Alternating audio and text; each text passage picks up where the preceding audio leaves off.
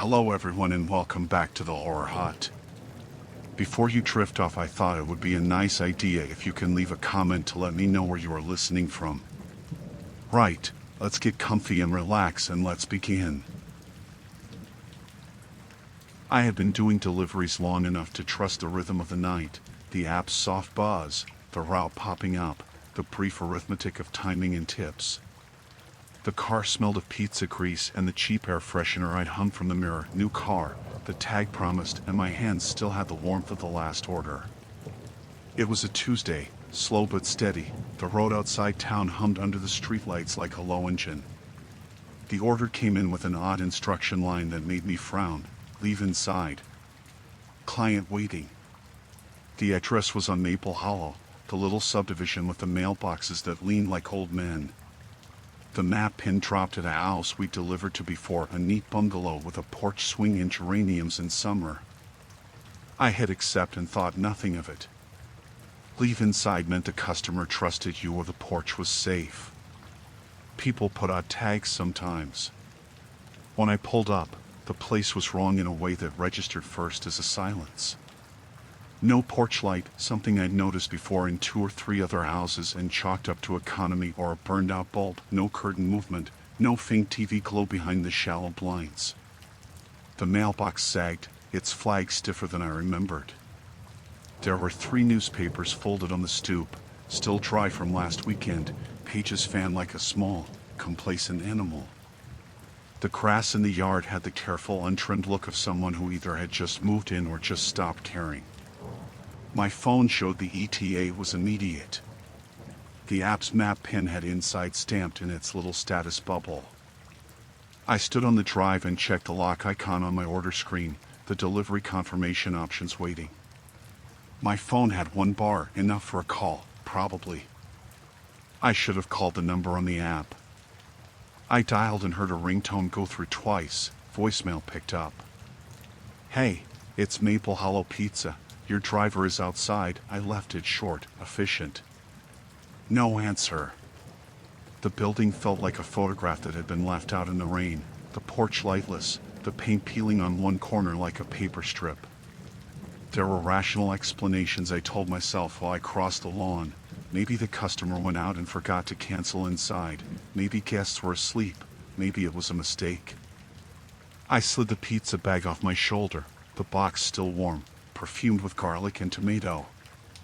The air around the house smelled faintly of mildew and old upholstery and abandoned smell, but not completely empty. The front door had a mail slot. Through the thin gap I could see a dark entry foyer, an outline of a staircase. No light. No welcome mat, oddly. I rapped on the door 3 times with the knuckle of my left hand.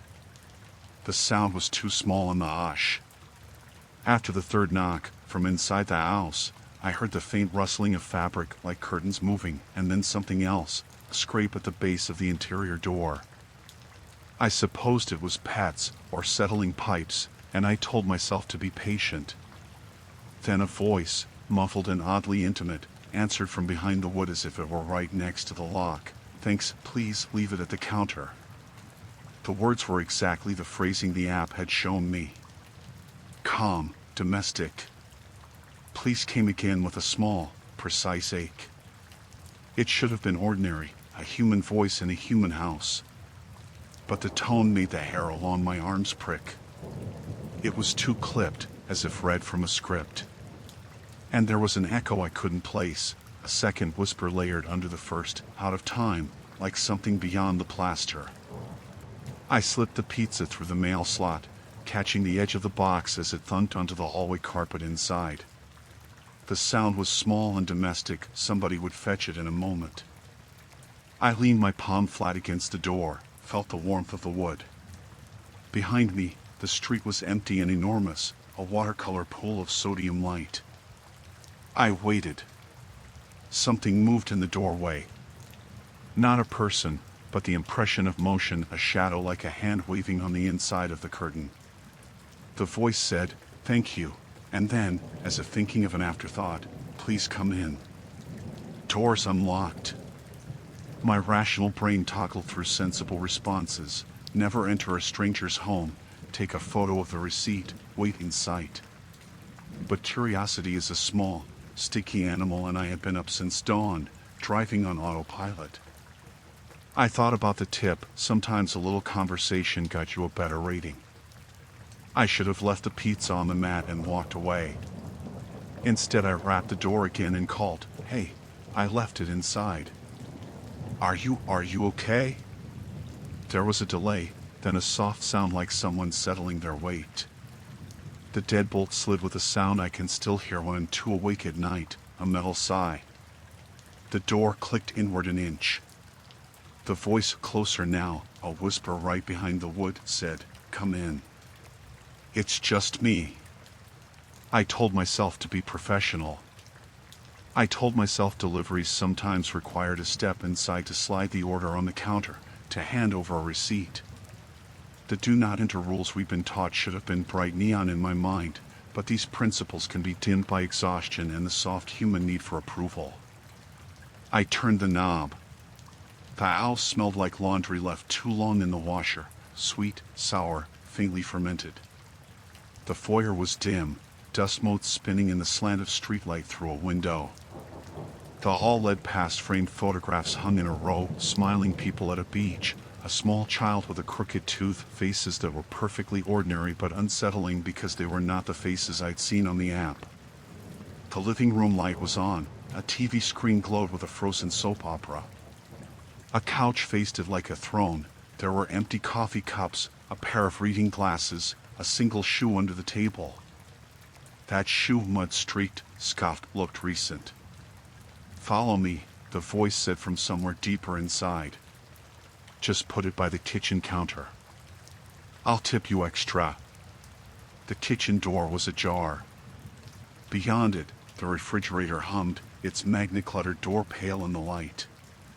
On the counter, directly beneath a bulkhead, an array of plates lay stacked neatly. On the nearest plate, a napkin was folded into a precise rectangle, and on top of the napkin lay a small slip of paper with my order number written in shaky pen. Someone had set up the room to accept the delivery. I set the box down and my fingers left an oily ring on the laminate. The house's domesticity made my stomach swim. Someone had been expecting this exact order. I took a step back and saw, in the corner of my eye, a hollow drywall met baseboard and access panel held with a couple of rusted screws, its edge scraped like a fingernail had carved at it. From the panel, a faint staccato scratching answered my heartbeat. At first I convinced myself it was rodents, mice under the floor, the house settling. Then a whisper, close enough to brush my ear, said, "Thank you." Not the same voice as before, softer, higher, almost a child's inhale. My legs unclenched. The rational list reassembled like a shaky ladder. I had the receipt, the GPS pin matched, the app timestamp showed the order had come from this account. Someone inside the house had made the request. But who? How long had they been here? The curtains I'd seen earlier were caked with dust. The mail was piled like an accusation. The photographs on the wall, were they props or evidence? I moved toward the panel because fear is a perverse magnet for answers. My fingertips found the bolts, and before I could decide I was prying it open. The smell that rose from the gap was liver raw and old human and something worse. Inside, squeezed into a space the size of a footlocker, a pair of eyes blinked up at me like two small moons. A woman, or what had been a woman, peered through the darkness. Her face was paper thin, her hair was tucked against her skull, her lips were cracked. She smiled like a child who'd been told a secret. Her arms were folded around something wrapped in cloth. "You brought it," she said. There was gratitude in the single syllable and something like triumph. She pulled back and exposed a second figure behind her, another face hollow and older, a man with a beard like pubescent moss. Layers of lives seemed folded into that cramped space, people living in the seams of the house like mold. Before I could react, the woman reached out with an eager, skeletal hand. Her fingers brushed my wrist with the nicotine scent of someone who had nicked a match to warm food for a long time. The action should have been terrifying. Instead, it was almost polite. She said, "We order sometimes. We always pay. We don't like to come out." I backed away until the countertop stopped me, heart hammering so hard it blurred the photographs on the hallway wall. The rational explanations tumbled into each other: squatters, vagrants, people living in attics and crawl spaces to avoid notice. But these people had been here long enough to learn the app, to time deliveries to late-night lull, to create an instruction precisely worded, "Leave inside." They'd made the house their world's edge. My skin crawled with the intimacy of that arrangement. "Police," I said, the word an act of solidity. "I'm calling them now." The woman's smile failed. The second face looked on as if from the bottom of a well. "We don't like cops," she said softly. "They take photographs. They take things." I had the number in my head through muscle memory. I fumbled my phone, palms slick, and called the non-emergency line because my signal was poor and I wanted to be sure. It took 3 rings before someone answered. The officer on the line told me to stay outside if I could, to move to the sidewalk and wait. I told him I was inside. He snapped, asked where I was, and I realized the dangerous smallness of the house closing in. When I stepped out into the porch with the app still open on my screen, the woman's voice followed me, soft and almost maternal. "We ordered to be sure. We don't mean harm." We waited. The police arrived in a pair of cars with lights like low constellations. They moved with shoes that sounded like a dozen rehearsed lies. I told them everything about the mail, the curtains, the pictures. They took my details, then pried the panel open with a crowbar as if it were a stage prop. The cramped dark yielded to the flashlight's eye. What they found inside filled the back of the cruiser's log for 3 pages: 2 adults and a teenage boy, living in the wall cavities behind the kitchen and the attic eaves, a network of tunnels cut under the house and between studs, bedding me from thrift store blankets, a cache of receipts and empty food boxes, and, worst of all, mail from a dozen different addresses, some years old. They'd been ordering food, sometimes paying in cash, sometimes noting the app's comments to minimize contact. The police spoke to them gently and then with the practical bluntness of people who have to turn private horror into records. The woman, whose name the officers eventually pulled from a chipped driver's license hidden in a tinfoil packet, cried when they unfolded a blanket. She told them a story of eviction and bad luck, of an ex who'd left and a landlord who'd been slow to answer, and of nights when streets were worse than walls. The boy said little and watched me as if I were a novelty he had found in a book. There was no malice in the faces they made, there was survival, which felt like a type of quiet cruelty. They were taken to a social services van that would take them to a shelter, the officers explained. The house, the police said, was technically abandoned, tax notices stacked in the living room like sorry letters, and someone had been living there in the hidden seams for months. The officers took my statement. Safety procedures unfolded in an efficient choreography. They logged the location, took photographs, recorded the delivery app's data that showed multiple orders, timestamps, and a small pattern. When the last car's taillight shrank into the night, the house felt bigger than it had before, its corners open like a mouth. I went back to the porch, picked up the cold pizza box and slid it into the recycle bin. The woman's voice, thin with a mixture of thanks and accusation, followed me on the air as I locked the van and drove away. In the days that followed, I thought of that voice often. The image of the cramped eyes in the wall was lodged under my ribs like a pebble. I had done what the job had taught me. I delivered, I verified, I called help. The finality of it sat in the paperwork I signed at the precinct and in the message the app sent that the order was completed. The horror, I learned, was not in monsters with teeth and claws but in the seams of a world where people could fold themselves into the empty places and become invisible. The end was not theatrical. It was social workers sorting blankets, an empty house slated for inspection, and a police report noting trespass and possible charges. The woman would get a bed and a shelter that night. The boy would get a cup of hot soup. I kept thinking, perversely, of the instruction the customer had left: leave inside. It had been literal and terrible. And I knew, with the uncomfortable clarity of someone who'd seen the underworkings of a house, that inside could mean so many secrets. My final certainty was practical and small. I stopped leaving orders in the mail slot. I photographed every delivery. I called before I crossed thresholds. I learned that doors can be open in more ways than one, and that sometimes what waits behind them is not what we imagine.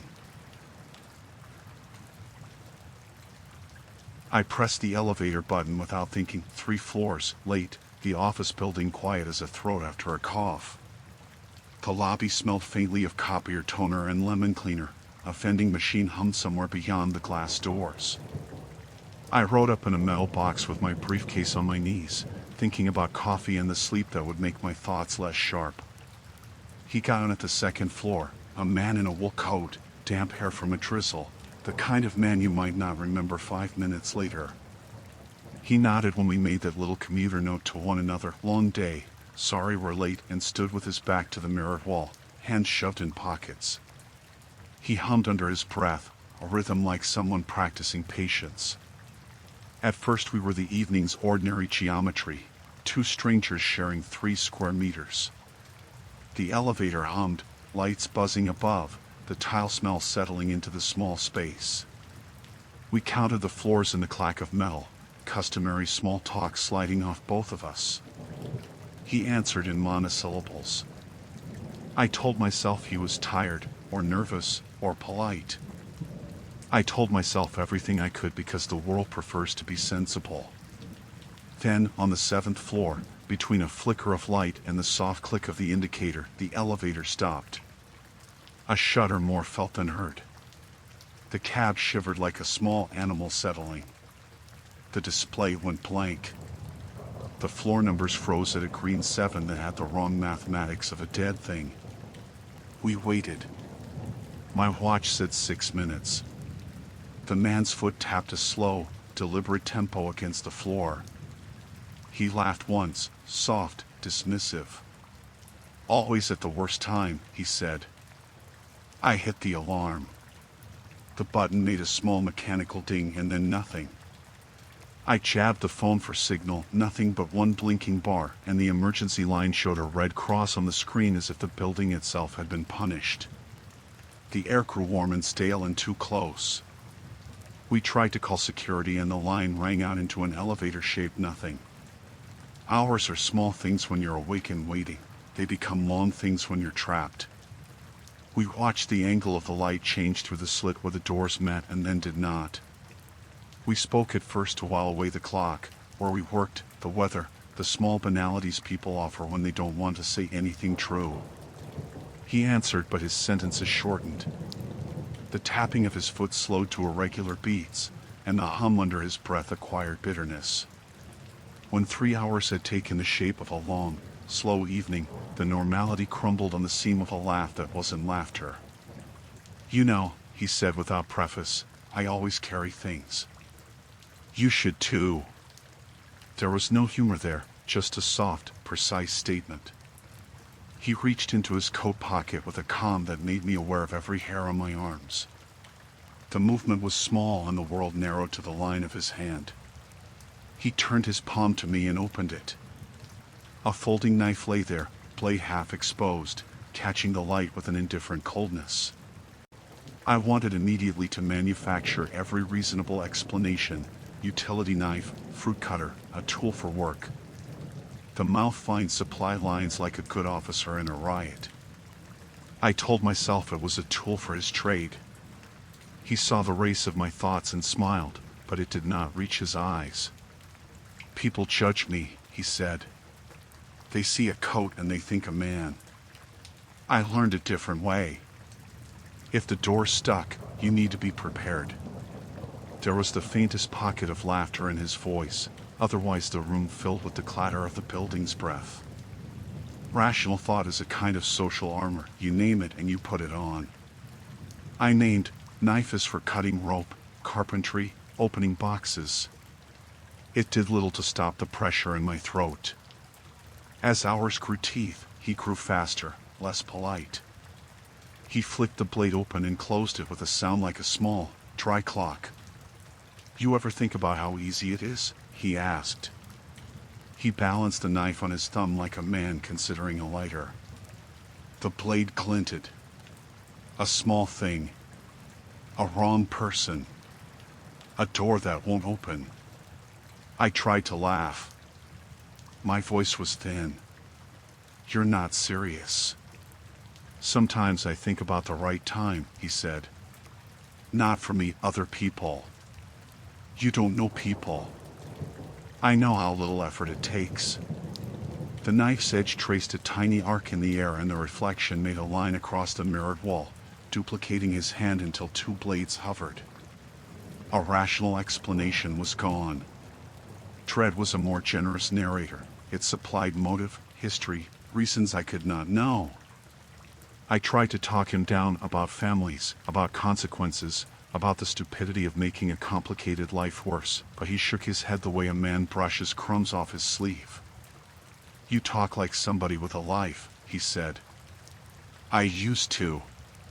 "There's a difference between having a life and protecting it." Time carved itself into us as the ventilation sighed. We tried the emergency hatch in the ceiling. It lodged. We pried at the seams between the doors. We shouted until our voices were small and hoarse. He watched me with a closeness that felt like a prescription. Stare until you know where the small spider moves. Mostly I tried to keep him talking, because speech is a thread people follow out of dark places. He told me, in fragmentary stories, about a job that chewed him, about small humiliations that formed a map in his chest, about a last bank notice that had been too much. Hours slicked into confessions. The knife would make a soft punctuation at the end of some sentences. He made jokes about turning a clock back. He made fewer jokes as the night thickened. When he stood and pushed his back to the mirrored wall, breath fogging the glass, I saw the knife move from his hand to the back of his waistband. The casualness of the motion was an announcement. "Do you have kids?" he asked suddenly, like a probing. The question landed more like a test than a conversation starter. "No," I said. "Not yet." "Good." He smiled then, briefly, not cruel, but small and precise. "You should be careful." The elevator smelled like old pages and the oil that lubricates loosening machines. My heart was a reckless animal. I thought of pressing every button, smashing a panel, trying to catch a moment of slowness. He noticed the twitch in my fingers and moved faster, circling, the blade whispering. He said, in a voice that sounded practiced, "If you don't move, this can be clean." Nonsense precautions flew into my mind. Protocol. Tell him my name, tell him a story, make him a person with a past that includes mercy. I did all of them, and they ate up a thin hour like bread. He got tired of stories. He wanted truth and effects. A mistake was my salvation. He leaned too far to the left to read a phone signal that suddenly spiked on my screen, some emergency ping through the shaft, and in that tiny motion his hand loosened. For a sliver of time his attention flicked to the phone, to the possibility of being found. I moved. Everything slowed as if the building wanted an audience. I lunged with the momentum of someone who had exhausted argument and had no eloquence left.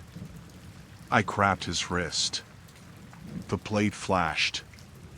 Pain scored my palm, but it was ignorance compared to fear.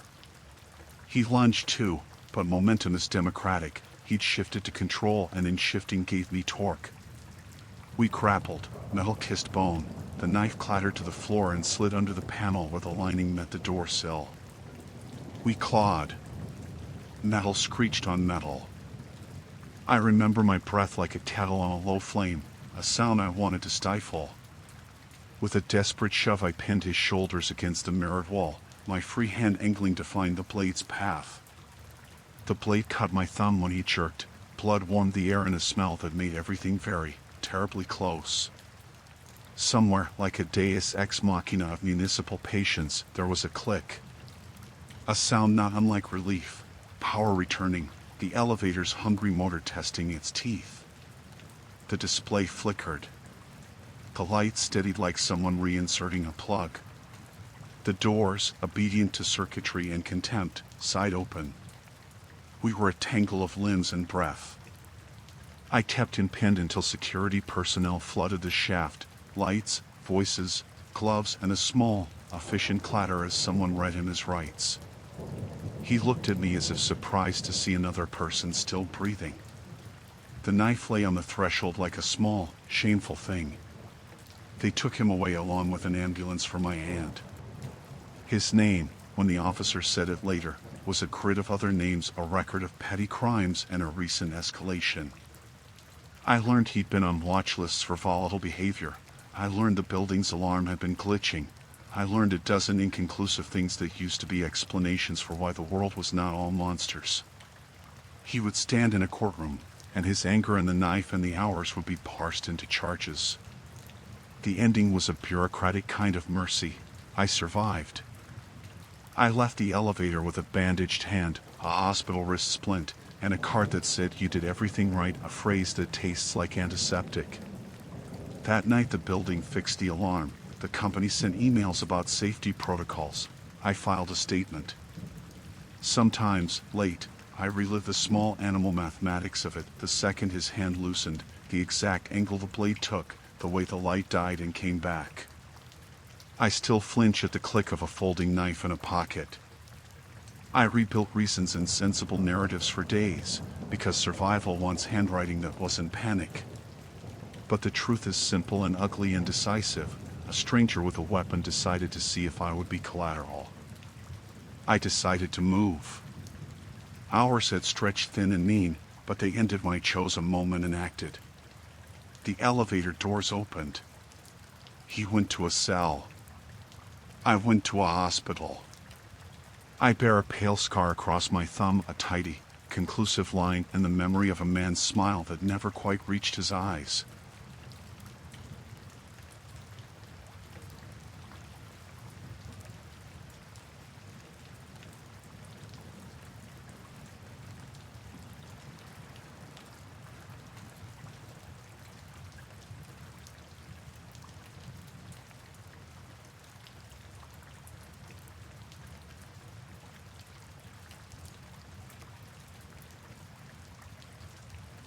I had been on the road since dawn, the sort of trip that turned the day into a series of small, forgettable motions: exit, merge, coffee, more miles.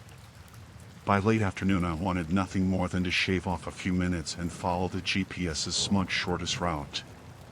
It led me down a narrow feeder road I'd never noticed before, edged with chain link fencing and signs that read "No trespassing in authorized vehicles only" in rusted lettering. Ordinarily I would have turned back. I told myself shortcuts were practical. I told myself I was in a hurry. I told myself a lot of things because that's how you quiet a creeping unease. At first the industrial district looked ordinary for an afternoon outside the city. Low warehouses, the occasional loading bay with a rubber curtain flapping, stacked pallets like small brown cities. Sodium lamps buzzed overhead, throwing halos of orange on cracked concrete. The air tasted of oil and hot metal. When a semi idled nearby I felt a gust of diesel wash over my face and the tiny hairs on my arms prick with static. Somewhere a ventilation fan clicked and clacked with a mechanical patience that made the silence feel ordered. I slowed to check a sign, and a delivery truck rolled up behind me, then another car, then a van. Each of them stayed a respectful distance at first, the way people do on narrow roads. I blinked and kept going. Maybe they were headed to shift change. Maybe this was a crossroads for local traffic. Rational thoughts. Temporary comfort. But as I turned into a tighter alley between two corrugated buildings, the oscillation of headlights in my rearview mirror tightened into a pattern. 2 vehicles, then 3, then 4. They didn't pass. They matched my speed, mirroring me, maintaining a wedge of light like teeth closing. I checked my mirrors more often. the rear view a pool of moving white and red. At the next intersection I took a left, then a right, trying to shake whatever had latched on. The cluster of vehicles followed. From different directions, as if they had been waiting on every approach. A pickup emerged from the far side of a loading dock, a sedan slid out from behind a stacked container, a van eased away from a side entrance. Headlights appeared like comma marks in the near dark, then resolved into vehicles that fell in line behind me. At some point the lanes narrowed, the buildings leaned over the road like watchful neighbors. I began to feel observed the way you feel observed when a room goes quiet and someone is still cleaning their glass. The big rakes hummed, the vans idled, and every engine note seemed timed to my heartbeat. When I told myself these were drivers who had simply chosen the same route, my throat filled with a thin, dry taste of iron. My rational voice said this was improbable but possible. Another quieter voice tightened its grip and said, "Watch the mirrors." The first direct sign that this was not coincidence came when a vehicle closed the distance on my bumper and then eased in front of me. It wasn't fast or reckless, it was deliberate, as if someone had practiced the exact space to occupy. The driver of that car did not leave a gap or wave me by. They simply held the lane and waited. Another vehicle, a van, took up position to my left. A truck idled behind me and a pickup inched forward to block my retreat. My peripheral vision filled with the shapes of headlights multiplying, surrounding me in a geometric patience that irritated the rational brain with how impossible it was. Panic is often a slow burn until it isn't. I tried to laugh once, a brittle thing, and told myself to be reasonable. These were shift workers. The warehouse doors had timed departures. Anyone could be lost. Then the man in the van leaned out a window and swung a flashlight. He didn't flash it like warning, no, he swept it like a stagehand revealing actors in place. The beam caught my mirror and for a slice of second I saw faces not turned in surprise or concern but arranged, composed, like harbingers. No one shouted. No one gestured for me to move. They simply oriented themselves to me and held position. I tried to back up. Gravel chewed at the tires. The truck behind me matched my reverse and crowded closer. Every route I tried to take was answered by the quiet arrival of another vehicle, appearing from a gap in the stacked pallets or the shadow of a loading dock. I could not tell where they emerged from. I only knew, with a blunt and particular certainty, that they had filled every conceivable escape route with synchronized patience. My phone, dead earlier, blinked with a single bar and then went dark as if the industrial shadows ate the signal. The GPS icon spun, impotent. I felt the distance between option and trap collapse. The human mind scrambles. I considered confrontation and dismissed it because cars were the only barrier between me and whatever those men wanted. I thought about driving straight through the cluster, using the car like a contemptuous battering ram. I thought of staying very still and becoming unreadable. All those choices require resources you don't have when fear gets to your hands first. When one man finally walked from his vehicle toward my driver's door, he did not hurry. He did not shout. He moved with a loose, deliberate rhythm, a casualness that was hardest to rationalize. In his hand he held something long and dark, like a bar or a crowbar, tucked against his thigh, reflecting the sodium light in a dull, hungry glint. The van doors behind him closed like punctuation. The others remained in their cars, engines idling, a ring of lamps around me.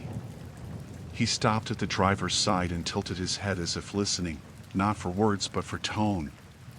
My window was up, my hands trembled over the wheel.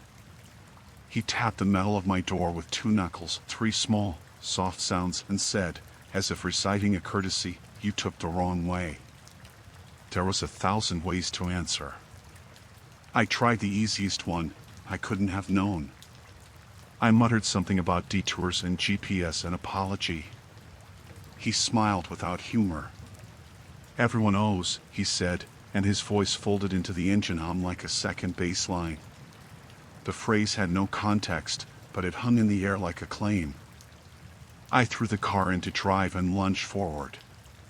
For a breathless instant a narrow gap opened. My bumper scraped something soft and metallic at the edge of the road, sending a stinging vibration through the chassis. A man lunged and surged after me, not quite catching the fender but catching the rush of air as I passed.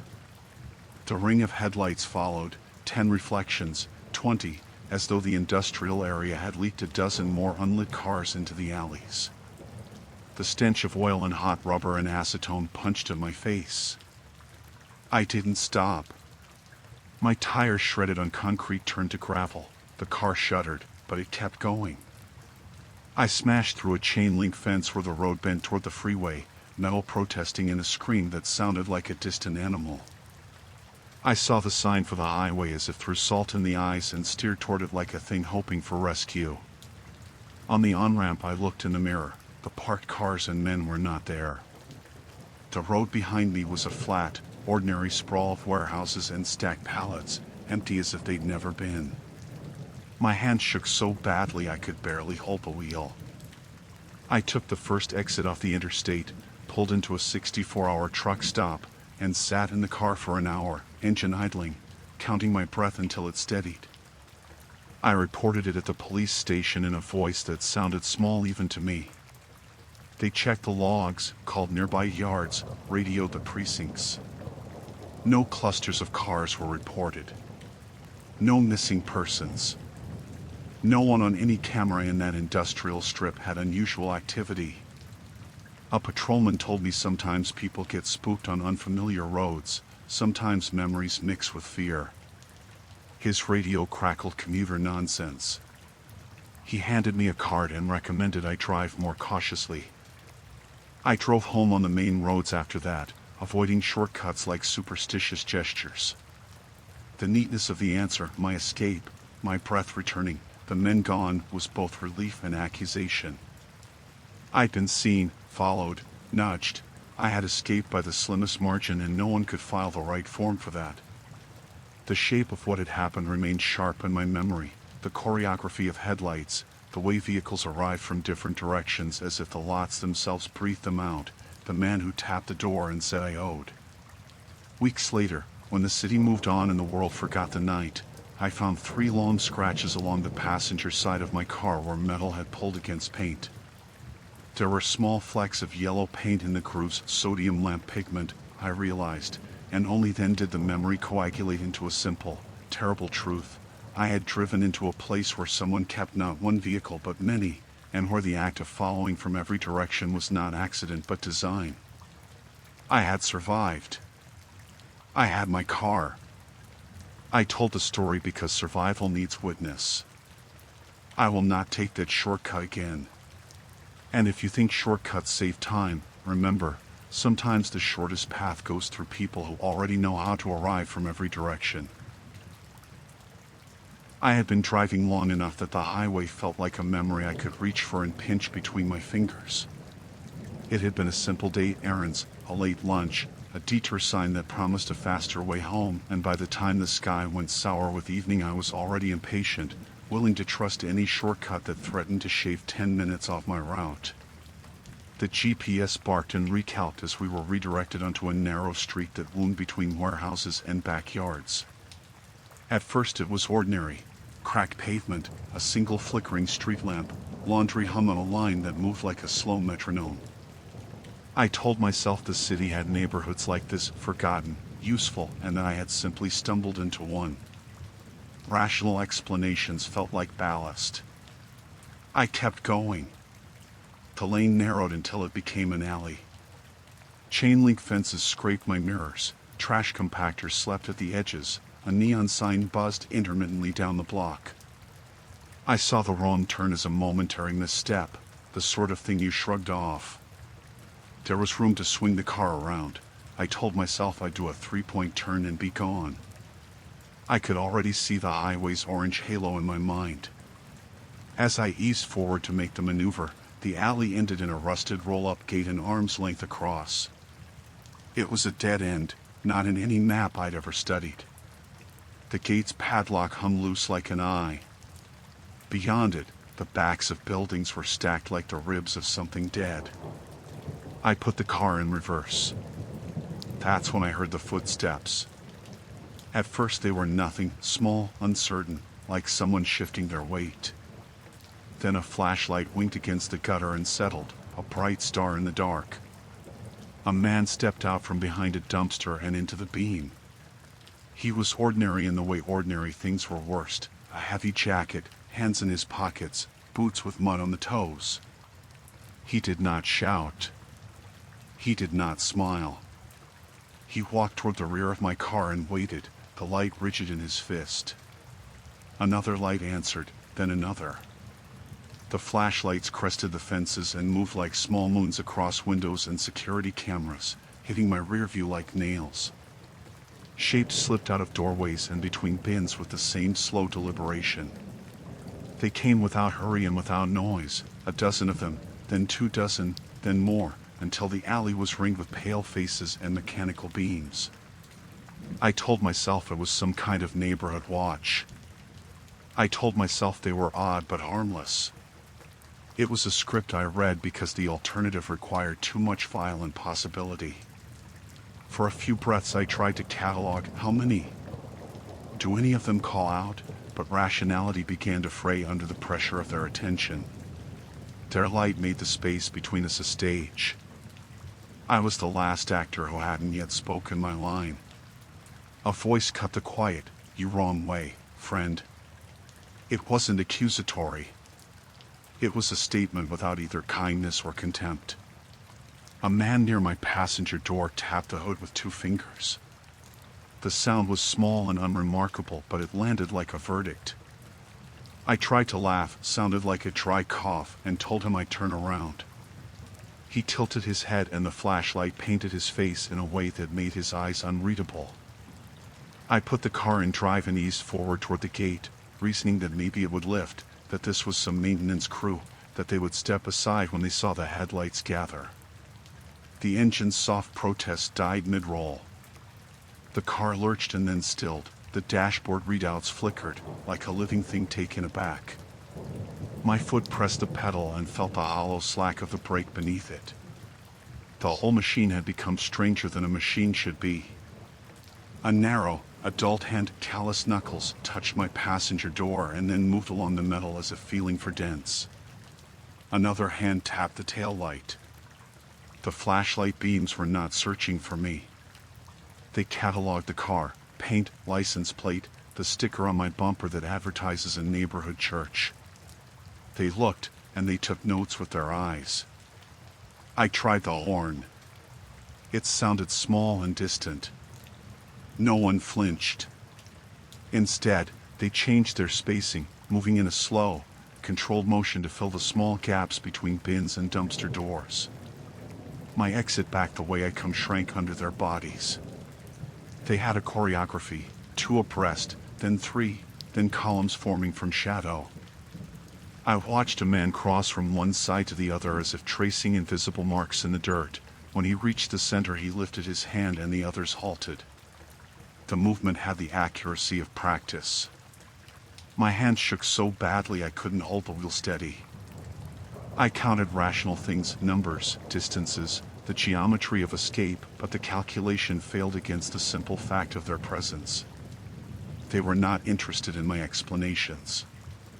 When I mouthed an apology, it was like saying grace in a crowded chapel. "Pay up," another voice said. Closer. Calm. Not a threat, but a ledger entry. "You stopped in wrong place. What do you want?" I asked, voice thin and sharp, the kind of question an animal might make when cornered. The men didn't answer with words. One stepped close enough that I could see the skin under his fingernails was rough. He set something on my trunk, a small leather pouch with a weight inside. He didn't smile. He didn't need to. He placed it there with the businesslike tenderness of someone who had done this before. I felt something like a tide. Impatience tipped into fear and fear into a hard, clear instinct. Move. I jammed the car into reverse and floored it. Gravel spat and the tires bit. A body slid across my head like a shadow. Something heavy thumped against the bumper and the paint shrieked in protest. Someone grabbed the antenna and it snapped with a dry pop. I saw faces in the rearview, calm, composed, almost curious, receding into a halo of light as I squealed past. The pouch skittered and fell from the trunk, disappearing under a shuttered delivery bay. They did not chase, not past the gate. They parted like a curtain, a seam that allowed one frantic animal to slip through and not another. I didn't stop until I was back on the main road, headlights lancing into the whitewash of the city, lungs burning, hands cramped on the wheel. At a diner that smelled of coffee and bleach, I sat and tried to make sense of it, fingers tracing a ragged scratch along the hood where something had scraped. I called the police when they offered. The woman at the dispatcher's desk took notes and promised patrol cars. When officers checked the alley the next day, the gate was locked, the dumpsters in their places, no sign of a crowd. They found the leather pouch. I had left it on the seat when I swore I'd remembered every detail, and its contents were ordinary coins, old and dirty, the sort you might find in a car ashtray. The officer shrugged and said some people kept to their own rules, that urban myths grow where light is thin. He handed me a card. He told me to stay on well-lit roads. I took the advice like a bandage. Months later, I learned by accident that the alley's building had been purchased by a small, quasi-legal towing operation that occasionally rented out parking for off-the-books activity. Someone at the diner said neighbors had called it a collection point, a phrase no one said outright. There were rumors of other drivers who'd been asked for money, local anecdotes without police reports. The possibility anchored itself like an explanation, predatory, organized, patient. I did not go back to check. The scratch on my head remained a pale line, a parallel to the memory. I waxed over it twice and the scar only softened. The last time I drove that way, I took the detour signs seriously and kept my eyes on the highway lights. I survived because I drove through a narrow seam with the kind of clumsy speed that panics even the patient. That is the ending. I went in by mistake. I was corralled by people who had turned watching and waiting into a craft, and I escaped. My body remembers the sting of their hands and the weight of that pouch. My mind catalogs the geometry of the alley like a map to avoid. If you ever find yourself at the end of a lane and the light angles wrong and silhouettes gather where there should be none, don't look for polite explanations. Count your exits. Keep the engine warm. Drive. I was tired enough that the world had gone soft-edged. The last highway exit had been a smear of orange reflectors and a blinking detour arrow. I shrugged and followed it because shortcuts are how you salvage evenings. At first the back road felt ordinary, 2 lanes, cracked paint, maples pressing their dark fingers toward the hood. My phone flashed no service and the GPS drew a blank, but I had landmarks in my head, a church steeple, a grain silo, a turn that would spit me back to the main road. Dusk went thick as I drove. The air smelled of wet earth and pine sap. A barn dog barked once and then stopped as if listening to a farther sound. I kept the headlights low, the car a small lantern slipping between tree trunks. Somewhere I had a stand of poplars open to a clearing. The road narrowed and the pavement soured into gravel. That's when I saw the waving. He was at the edge of the clearing, a lone man with an arm raised high, moving his whole shoulder in a frantic semaphore. From my angle he looked thin as a silhouette and soaked water beaded like sweat across his jacket. I slowed and killed the music, the car settling with a low vibration. The reflex to help is idiot simple. You see a person in motion and you stop. I pulled onto the gravel shoulder, killed the engine, and rolled the window down. "Hey," I called. My voice sounded too loud in the still air. "You okay?" He waved his hand again and stepped forward a small amount, as if validating that the car was real. Up close he smelled of river mud and something coppery, blood, or rust, or both. "Help me," he said, voice raw, and I saw then that his left sleeve was torn and dark at the cuff. My rational brain split the scene into tidy possibilities. He'd crashed, someone else was hurt, maybe there were kids in need. The irrational part, the animal part, went quiet because the man's need was obvious. I said, "Do you want me to call?" and my phone scrolled uselessly. "No service," I said. He shook his head and pointed, silent, toward the tree line where the road bent into shadow. I stepped out with my flashlight anyway. Night settles quickly under trees. The beam cut a thin, honest cone. The man's teeth caught the light when he smiled, and the smile was too weary to trust. "Car broke," he said. "Down there." He indicated the curve where I could make out the tail of the road dipping into black. That was when the woods exhaled and other points of light blinked on. It began as a match struck, two flashlights catching on trunks, a slow, steady appearing like an arranged constellation. People slipped from behind trees, from the shadow of a low ditch, from where the undergrowth made small hollows. At first I thought they were neighbors, late responders, curious onlookers, but they walked differently. They were not hurried or shouting. They came out in pairs or alone, hands empty or in pockets, faces gray in the direct cone of light. There was no chaos to their approach, only the deliberate, spaced cadence of people stepping into formation.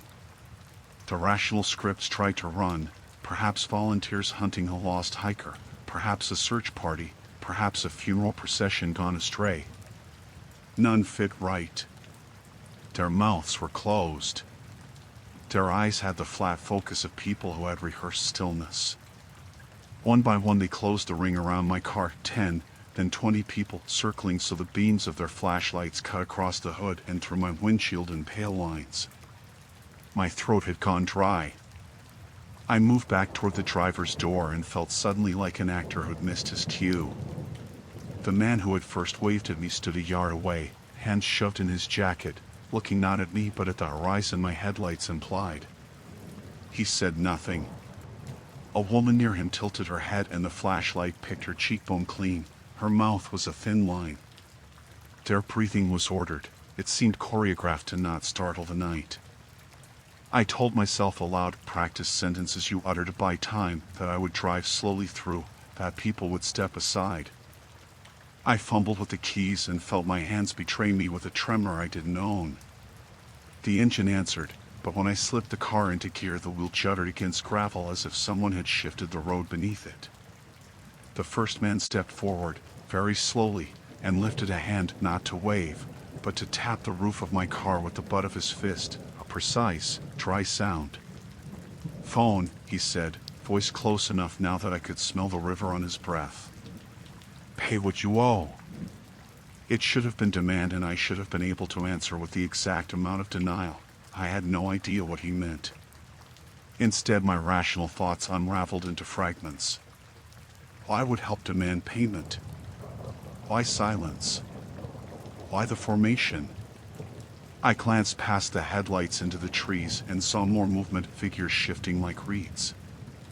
I tried to reverse to the main road. Gravel sprayed. The ring adjusted seamlessly, narrowing gaps as if a seamstress were closing a garment. A young man stepped onto the road and planted himself directly beneath my rear bumper. He was too calm for someone trying to stop me. He was, instead, calibrating my options. When I tapped the horn it sounded thin and the sound bent weirdly away, swallowed by the trees. Adrenaline has a way of focusing thought. My lawyer's brain, the part that catalogs options without emotional color, listed actions: collide and run, lock and wait, negotiate. Collide was the only one that didn't involve begging. I rammed the car into drive, aimed for a gap that might open between two flashlights. The Vanishings seemed closed just as I reached it. Something, an arm, a shoulder, smacked my passenger side with a wet thud. My side mirror folded under the impact. They did not scream. They did not curse. When the car lurched forward, someone pressed a hand flat to the hood as the vehicle moved and slid along it like a placard, fingertips stinging my forearms through the glass. I felt the scrape of metal that would show later, like a signature etched into paint. I drove until the trees thinned and the road spit me onto a familiar shoulder. Only when the halo of town lights broke the horizon did I allow myself to look back. They stood in a ragged line where the gravel met the treeline, flashlights held steady like lighthouses. The first man, the one who'd waved, raised his arm once, not in farewell but in address, and then turned away. I called 911 from a gas station. My hands still shook so hard the words came clipped. A patrol came, and another, and an officer with eyebrows that narrowed in a way that meant he'd seen enough nights to file me under stories. They returned with flashlights and flyers and a radio static that tasted like authority. In the morning they combed the road, tire ruts, a folded side mirror, a smear of something dark on the hood. A few footprints led into the trees and then stopped at a rank of compressed leaves where the earth had been trodden smooth as theater stage. The police found more than that. Cameras on a nearby industrial gate had recorded a handful of people pacing the lot across several nights, small groups that gathered and disbanded, leaving the gravel complainant and quiet. A woman came forward later with a story about a friend who'd disappeared on a back road a month before. Her description matched one of the faces in the footage. A sting was organized. A sweep pulled several people out of a trailer park 6 miles away. They wore the same habit of patience when the cops interrogated them, flat answers, rehearsed silence. The local judge called the pattern organized extortion. It was sordid rather than supernatural. That thought was a kind of mercy. The alternative would have been some ineffable lingering. The men in the trees, I was told, were not ghosts but predators who used the town's geography and the silence of its edges like a trap. They'd learned to make a cry for help into a lure. They made themselves a rule: situate, encircle, demand. They called it a toll. They called it survival. I still sometimes wake with my hands clenched around a phantom steering wheel. The hood still wears the crescent of a smear that wouldn't come off in the car wash. The police closed the case to their satisfaction: arrests, charges, court dates. The news printed a short piece and then moved on. I survived because I kept the engine warm and because, in a moment of thin, sharp instinct, I chose impact over politeness. That is the true ending, not a tidy moral, not a haunted explanation, but the fact that wrong turns sometimes meet people who will make them cost you, and that the only definitiveness you can count on is the distance your tires can buy you if you hit them hard enough. The detour sign was small and unassuming, orange square taped over the GPS arrow, and I followed it because I was tired and because I liked the idea of shaving 5 or 10 minutes off the trip. The shortcut took me away from the neon smear of the interstate and down a string of side streets I'd never bothered to remember before: warehouses with sheet metal siding, a church with its parking lot half full, a row of cheap duplexes that smelled of fried food and damp carpet when the wind shifted. Ordinary things and ordinary sights make you careless. My phone battery sat at 12% and the signal flickered out as I turned onto a narrower lane. No service blinked like an accusation.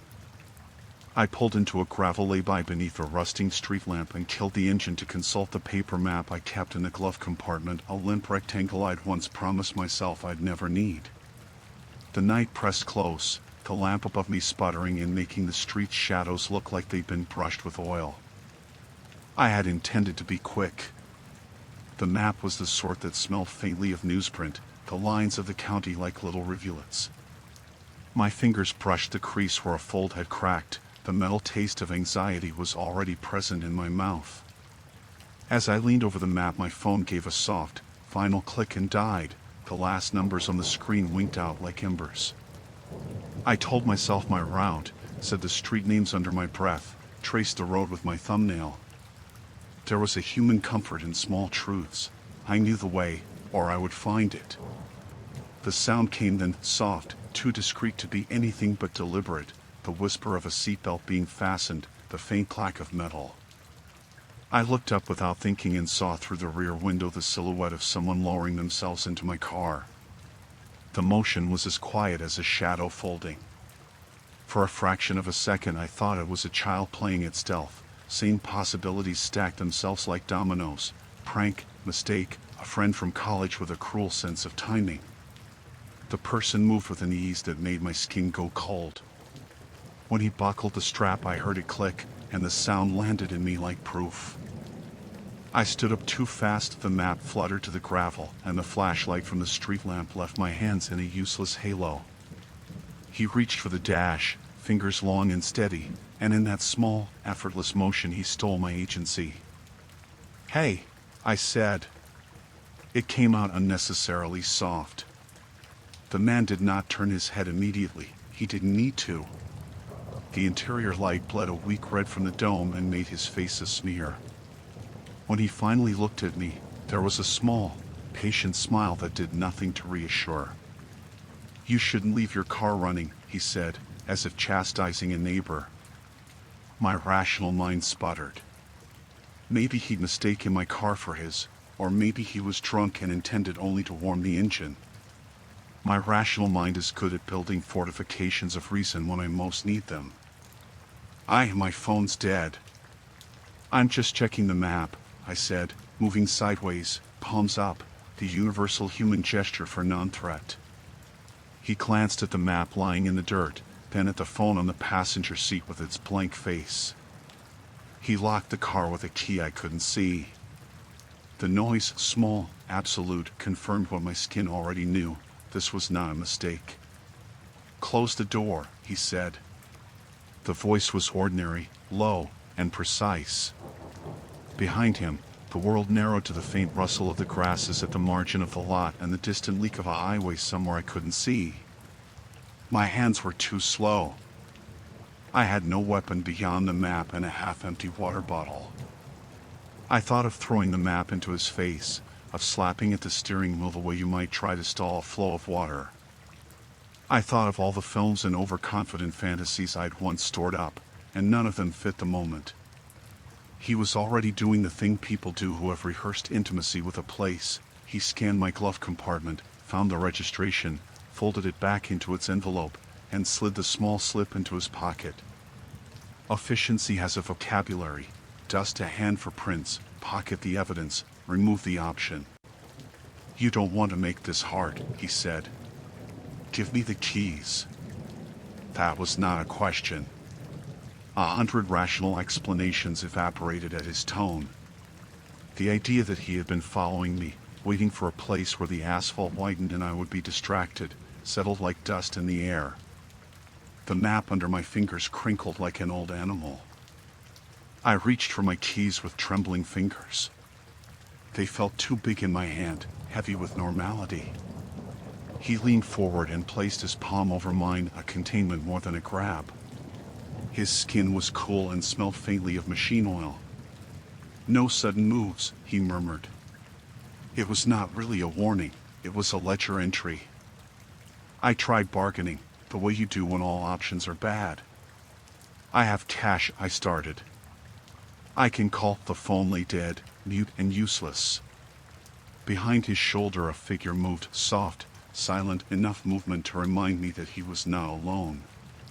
My eyes snapped to the side window and I saw, reflected in the glass, other shapes, a darkened pickup backed into the shadows, someone crouched near its rear tire like a statue.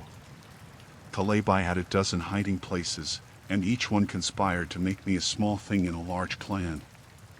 He let go of my hand and sat back, folding his fingers over the steering wheel as if it were a ledger. "You're late on something," he said. "Everyone is."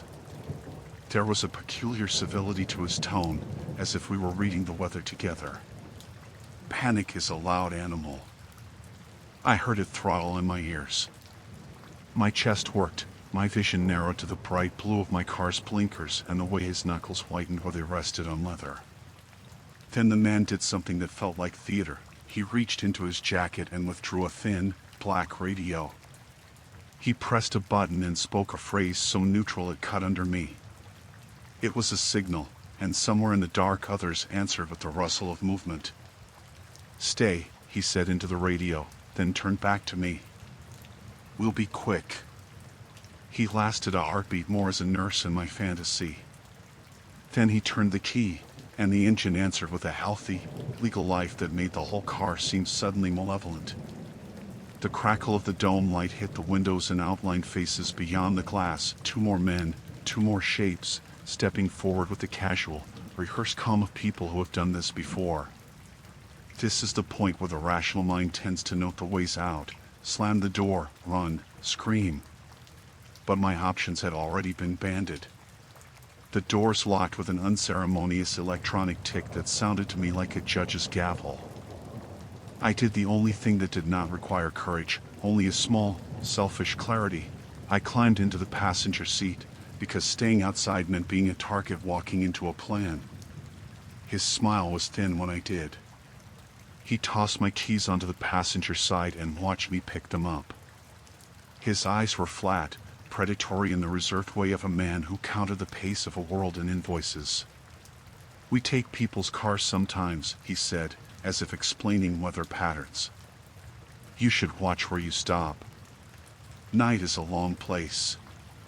He started to back out of the gravel lay-by with a slowness that was rude and deliberate, the headlights washing the trees in front of us. I banged on the window with the side of my fist, then pounded the passenger door. He glanced at me like someone watching a show. There was no compassion, only a businesslike appraisal. I had the keys. I could have tried to turn the engine and drive. I could have risked the physics of sudden movement, the way 2 people in a small metal box manage weight. I thought of sleights of hand and the ethics of survival and the way desperate acts feel in the mouth. Instead, I did something simpler, because it was the shape of the only certainty left to me. I reached into the pocket of my jacket and found the small, cheap multi-tool I kept for opening packages. My fingers had learned the curve by habit. I slipped the blade between the door frame and the lock, a childish, fumbling thing, and felt metal give. That sound, the click, was small and miraculous. It was the noise of an unlocked world. He was watching my hands the whole time, but he was also attentive to whatever frequency his companions cried into the radio. People who work in gangs rhythm their attention poorly. Everything that keeps the skein together is taut, but the seams are where single hands can slip in. When the door popped, his smile fell like a curtain. He braced, but I was smaller and faster in that cramped piece of metal than he expected. I wedged my elbow against his arm and shoved. The car lurched and the door opened a few inches. My shoulder rammed into him and the movement rattled teeth.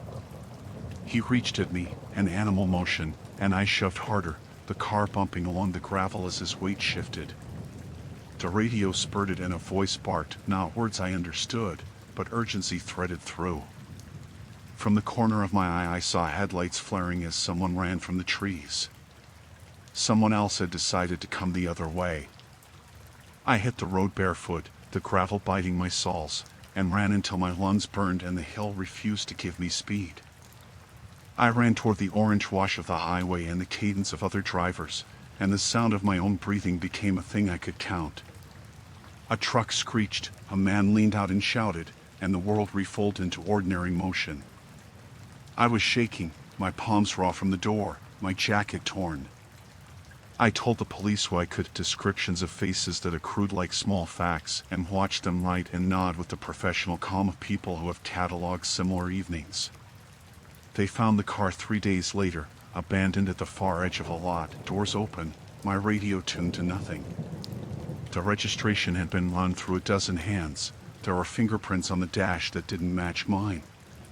They arrested 2 men when they pulled up a tow yard video, faces that had drifted like ghosts, then resolved like actors caught in the light.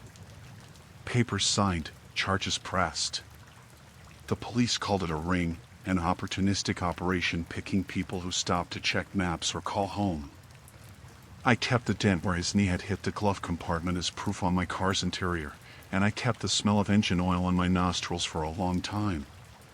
Rationality returned in the form of police reports and court dates, the small legality that turns a story back into a series of actions. The truth was prosaic and ugly. Someone had used the darkness and my inattention to slip into a role and take my life forward without me. I survived because I pushed at weight and because, when a seam opened, I fought through it. The men went to court. One gave a statement about needing money, the other about desperation and habit. No phrase could close the shape of that night. The ending was concrete: arrests, restitution, and the slow, stubborn reassembling of a life that felt, for a while, like a cracked vase glued in a hurry.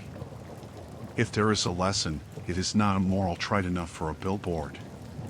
It is simply this: wrong turns make you small and visible, and ordinary things, maps, phone batteries, the kindness that stops for people on the road, are the very things someone else will plan around. I learned to keep both hands on the wheel and to trust the glow of a 24-hour place. I learned, cleanly and finally, how quickly a quiet man can slip into your life and try to drive it away. I was tired, the kind of tired that makes small decisions feel like they require courage. The highway had been clogged with brake lights and the GPS glitched on a detour. I followed the hand-lettered sign that pointed down a country lane because the alternative was to sit and fume. At first the shortcut felt exactly like that: short. Hedgerows leaned in over the tarmac, the smell of cut hay opened and closed, and farm dogs barked somewhere a long way off. The lane shrank until it was single width, the painted lines gone, the asphalt pocked with gullies that hummed beneath the tires. I kept my speed low. You learn to trust the rhythm of these roads: slow when the bends come, stop in the passing places, see to anyone with a light on a hill. My rear view showed nothing but hedgerow and the orange smear of sunset. Then two headlights ballooned, small at first, and settled into place behind me, one vehicle, tail lights patient in my mirror. I found comfort in the obvious explanation: another local, another driver making the same decision. The pickup drew close. At first it was a considerate following distance, then too close, a bar of light that sat under my bumper like a second skin. I glanced at the rear view and saw a wide grille closing the lane, too much of a presence in that narrow corridor. I signaled for a passing place that appeared at a bend and pulled over, leaving a small gap between my mirror and the hedge. The pickup braked, held, then accelerated and shoved up the tarmac with a motion so precise it read like intent. Its fender nudged my back quarter with a metallic kiss that made the car shudder. I honked, more from habit than hope. A thin, deliberate laugh answered through the open window as the heavy thud of a diesel engine followed. The pickup pressed forward and the back of my car rocked. Gravel cracked like old teeth. When I tried to creep forward into the little lay-by, the truck moved to block me, settling sideways across the lane until its rear wing left no path. The driver climbed out with slow, clean movements that suggested this had been rehearsed. He didn't shout. He stood with his hands in his pockets, inspecting me as if I were a clock to be wound. Up close you could see the lines at his eyes and a silence meant to set the mood. Beside him, another pickup eased out of a shadow and parked across the lane, then a third pulled up, doors yawning like animal mouths. They arranged themselves with a calm geometry, fronts touching hedge, tailgates outward so that the lane was a human-locked corridor. Rational explanations stacked themselves in me: road rage, a man with a grievance, kids playing a mean joke. I told myself the simplest: make small talk, apologize, move on. I put the car in reverse to back out slowly. The first pickup matched my motion, then bumped the rear bumper with a careful force like fingers closing a book. It was not reckless, it was a practice pressure designed to box me into the lane. The second man walked up and leaned on my hood as if we were neighbors swapping gossip. "You took the wrong turn," he said without heat. The phrase sounded ordinary until you saw the way he meant it. It held the certainties of billing. I dialed 911 with fingers that refused to be steady. The call rang, a clean tone, and then the line whispered dead static. The single bar indicator on my phone mock smiled and died. The mash of community I depended on unraveled. The men exchanged glances like clerks agreeing a total. They did not ask for money at first. The first man, broad-shouldered, with the easy restraint of someone who expects obedience, walked slowly around my car and tapped the mirror, the door, the roof, as if taking inventory. The touch of his hand on metal was casual and personal. In the side mirror I saw the face of his companion. No hurry, no contempt, only the practiced detachment of someone who had done this before. When he finally opened his mouth, it was to name a price. "You pay for the lane," he said. Not a demand, not a theft, a tariff. An account to be squared. 15, and we'll let you go. I laughed because disbelief felt lighter than fear. "I don't have that," I started. "Put what you have in the pouch," he said. He produced a small leather bag, slapped it on my hood with the casual exactness of a hand that does not tremble. The other men circled, pocketing their phones in deliberate silence like witnesses tucking away evidence. I did what people do when time narrows to a single, urgent arithmetic. I emptied my wallet into the pouch, cards, crumpled bills, a receipt for coffee, and shoved it back through the partially lowered window. The first man counted with slow fingers, eyes like a ledger. He tucked the cash into his jacket with a clerk's neatness and handed back a single bill folded into a receipt. "Route, time, amount." "Keep moving," he said. His voice had the flat finality of a clerk stamping a form. When I reversed, the truck blocking my line didn't lurch to cut me off. It slid, like a door opening, just enough to let my bumper through. But the men did not smile or mock. They stepped aside as though they had done what needed doing. The pickups idled, engines a low, obedient thrum. The lane yawned open and I drove as if I were leaking. Later, at the safety of a gas station, hands trembling in the leather pouch closed beside me on the seat, I called the local police and spoke in narrow breaths. They were patient on the other end. They told me to come in and file a report. I sat under fluorescent light and wrote the details, handed over descriptions that felt crude and inadequate. 3 pickups, plate numbers half remembered, a pouch, a folded receipt with a scrawled sum. The investigation was methodical. Officers combed the lane's verges at dawn and found tire tracks and scuff marks where the pickups had boxed my car. A patrolman caught one of the license plates on a traffic camera an hour later as the trucks dispersed toward a cluster of farm sheds. Within a week, 2 arrests were made. The men were part of a small ring, local, opportunistic, using the loneliness of secondary roads as a ledger for extortion. The word on the police blotter was minor but precise. I was given forms to sign and a case number and told to keep the receipts. The detective spoke quietly about deterrence and patrols, and he told me, almost kindly, that my response had likely prevented worse. Compliance had kept me alive in a way brute force sometimes does not. That was a strange comfort. The truth was less cinematic than I had feared. No mythic chauffeur, no occult logic, only men who learned the geometry of lanes and the psychology of isolation and practiced a quiet, administrative cruelty. The ending was clean and conclusive. I had been forced off the road, I had paid, I had driven away, and the law had pursued them in the morning light. They were charged with assault and extortion. The records were public. I still retell it the same way because facts are the thing that slog the fear down into something you can manage. Sometimes I find myself glancing at my mirror on a narrow lane, imagining the metallic nudge. The gouge on my rear quarter is a small, honest scar that catches the sun. I live with it. I survived. That is the ending. I got away. I told the story, and the men who used the quiet of the road as currency were put on notice. I had been steering for 2 hours through the slow, indifferent miles that sit between towns, the kind of driving that unbuttons your thoughts and leaves you easy to mistakes. The detour the GPS suggested was only a line on the screen, a thinner ribbon than the highway, and I told myself I was saving time when I turned. For the first half hour everything felt minor: cracked blacktop, a rooster call from a yard, an old pickup parked with its tailgate down. The sun slid behind the trees and the world cooled into a blue that made every shadow look like an eye. After a while the road pinched to a single lane, with farm fields sloping away on either side. Barns started to pass, big red ones, weather-bleached ones, one squat concrete structure with a silo that leaned like an old man.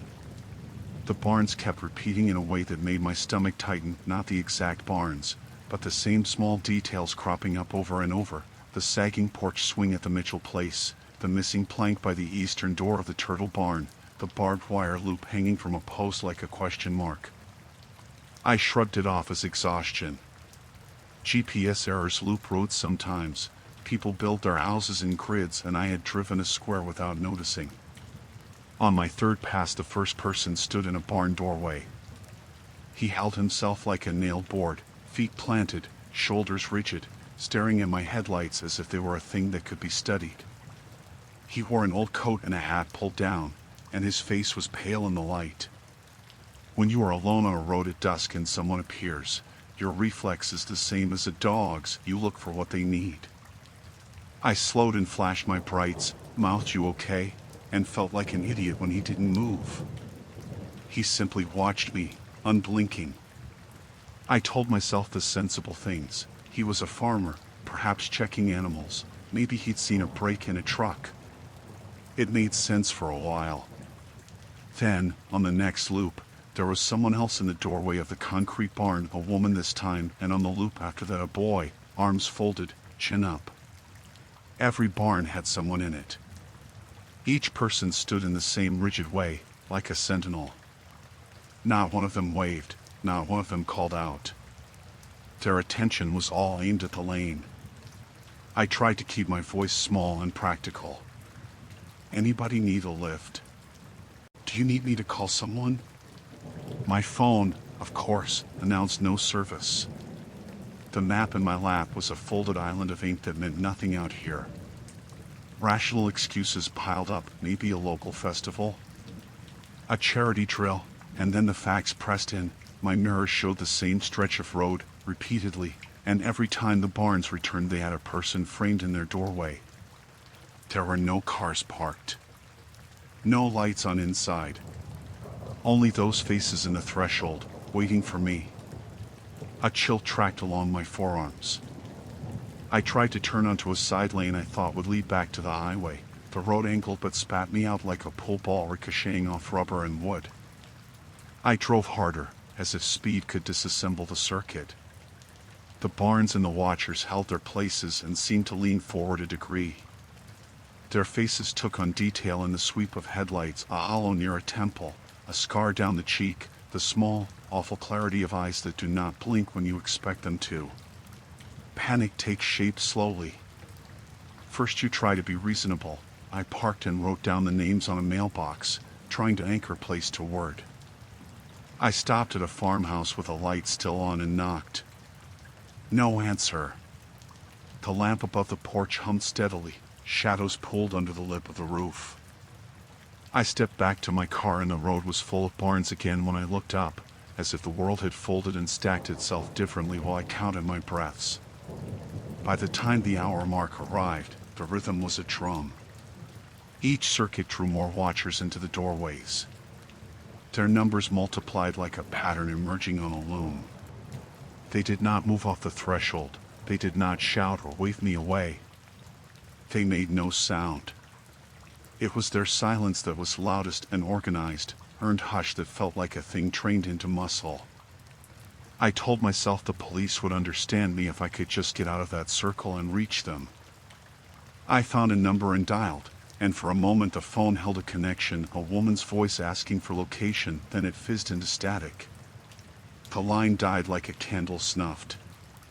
When I passed the Mitchell barn for maybe the 10th time, the man in that doorway had shifted his weight. That small motion made him terrifying. He stepped down from the threshold and into the yard without changing the expression on his face. One by one, other figures followed, the barn doors arranging a theater of people who had only ever known one stage. They moved as if practiced to do so, a slow, careful closing of the space the lane offered. I slammed the accelerator. The tires protested and threw gravel like spray, the engine keening. They did not scatter like startled birds. They walked toward the lane and kept walking, forming a line that threaded the fields where the fence met the grass. Light swept across shoulders and faces. Each person tilted his or her head the same way when I roared past, following me, measuring me with a patience that made my skull ache. I tried every sane response, reversing, flashing, honking, pleading through the lowered window. The most basic civility failed me. "Please," I said, a single small animal sound, "please let me through." A woman's voice, smooth and steady, floated from the line as if wound on a hidden spool. "You came the long way," she said. "You were counted." Whatever that meant had the weight of ritual in it. I saw, for the first time, the signs I had not seen, the little piles of stone stacked near the gate of a field, the painted mark on a fence post repeated in intervals I had mistaken for weathering. The watchers had the patient geometry of people who turn a pattern into a rule. They closed in. A boy ran out and stood directly in front of my bumper and did not cry or shout. His eyes were empty in the way of someone very young or someone who has practiced being very still. Hands touched my hood as the line closed, light catching on rings and calluses that read like tokens. The soundtrack of the night narrowed to the rubbing of denim and the low, resigned rustle of leaves. I had one option, the rawest animal choice left, force. I put the car into gear, lashes flicking with fear, and gunned the engine. Gravel sprayed. The boy's shoulder flashed at the edge of my panic and my bumper clipped him. His body slid along the hood with the sound of wet paper. I cannot unknow the way silence folded at that moment. He did not fall as if broken. He rolled and stood as people in this place had rehearsed doing, as if the state of motion was their property and not mine.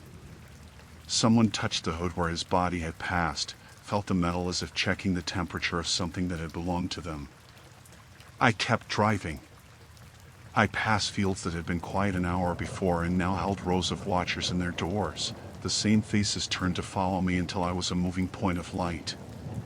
By the time the county road rejoined the highway, I was howling with the motor and shaking with the aftershocks of breath. The bright street lamps of the main road felt obscene in their normalcy. At the first open diner, I pulled in like a man jumping from a burning room. Hands still trembling, I told the clerk what I had seen. He listened with the flat, careful attention of someone who hears tall tales at 2 a.m., then slid a cup of coffee in front of me as if a hot, caffeinated thinness could stitch me back together. He called a deputy. They went out in the morning. They found nothing in the barns. The doors were empty, brooms leaning where they had always leaned, a stray horseshoe by a feed bin. But they took my report, and later that week a farmer from the area came into town with a photograph pressed into his fist. A surveillance camera near a grain elevator had caught a ring of people moving from doorway to doorway at dusk on 3 successive nights. The deputy I spoke to after that called them lookouts, and said they had been preying on nighttime travelers for months, corralling and sometimes robbing, sometimes worse. A small ring of arrests followed when the local courts took notice. That was the truth, recorded and legal, human, organized, cruel. It was both comfort and indictment. I had been counted and let go, apparently, because I had forced motion through their choreography and escaped. The thing that would not leave me was not the knowledge that they existed, but the image of a dozen faces, blank and patient, forming a border where the dark met the road. I could say what I had learned: watch your maps, avoid single lanes at dusk, but the real lesson was narrower and stranger. In that county, on that back road, people had learned to stand like doors and to make a wrong turn mean you belonged to them. I keep the scuff on my bumper. It is a thin, stubborn white line that catches the sun and reminds me that the world can arrange itself into traps with the same ease it arranges itself into roads. I survived. They were ordinary enough to be charged. But sometimes, late, when my headlights cut a span of countryside and the trees make small theater, I see, reflected in my mirror for just a moment, the posture of a man standing in the dark and realize I drove through someone else's counting. That is the end. I left that night with my teeth clenched and my wallet heavier by fear, and the county learned how to catch its own. I was tired enough that the highway had become a thin, forgettable thread. The GPS jerked a detour and I turned without thinking. Shortcuts felt like competence after a long day. The side road narrowed, trees knitting overhead, and the neon of a weathered sign read vacancy. A motel. Convenient. Practical. The office light blinked and went out as I pulled into the crescent of parking. The glass door latched with a soft click. The lot smelled of warm tar and old coffee. I checked the window, a lonely register, a bowl of mints, a hand-lettered notice, and no check INS after 9. My watch said 9:07. Bad timing, I told myself, and stepped back toward the car. That's when a curtain upstairs twitched. Then another. The motel's second-floor windows were a row of pale rectangles, and each curtain shivered a fraction. Not a draft, the lot was still. The movements lined up like a metronome. I reasoned, people peeking in, a vent, someone adjusting blinds. Rationality soothed for a breath and then failed. The curtains didn't open, they only quivered, as if watching. I moved closer. The fluorescent light hummed and made the building look like an old photograph. A man emerged near the vending machine, denim jacket, hands knuckled by work. He didn't smile. He stood in the light and listened, then lifted his hand, not to wave but like a conductor cueing an orchestra. The curtains answered, an exact small start that made the skin at the back of my neck prickle. "Is this place open?" I asked, already knowing the answer. "You came through late," he said, voice dry. "People watch from their rooms. They don't like strangers." He offered no more hospitality. The office remained locked, the register closed. My rational brain tried another tack. Maybe a family had a reunion, maybe a repair crew. Each explanation had holes the size of molars. The man shrugged, and the curtains twitched again. A detail snagged me. Every doorknob faced inward except two near the office, where the knobs turned outward. "Local custom," he said. I nodded, because people nod instead of thinking when comfort feels thin, and went back to my car. I sat with the engine running like a pulse and tried to leave, but headlights flared. A pickup at the lot's edge breathed out and a sedan slid from behind a hedge, nose blocking the lane. The crescent had rearranged itself into a small arena with me in the center. I called 911. The line rang with a crisp, hopeful sound and then collapsed, no signal. My phone, which had shown a sliver of life, went dead. The man by the vending machine watched me dial without expression and then tossed a cigarette in a practiced arc. The smoke drifted into the lot and made the light look filmy. The curtains did something then I could no longer translate as human. They parted the faintest fraction and a shape leaned into a slit behind the fabric, and I caught my light and did not blink. Doors opened with soft, synchronized motions. People emerged in pajamas and jackets, stepping to their thresholds like actors onto a stage. Ordinary clothes, ordinary faces. Their eyes cataloged me with the flat attention you give a ledger.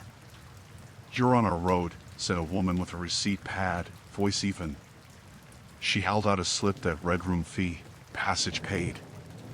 Nearby, a man presented a stubbed pad and a stubby pencil. The gesture felt clerical rather than criminal, protocol, not threat. When I told them I had nothing, they did not argue. A girl took my keys with casual efficiency and dropped them into a small metal box.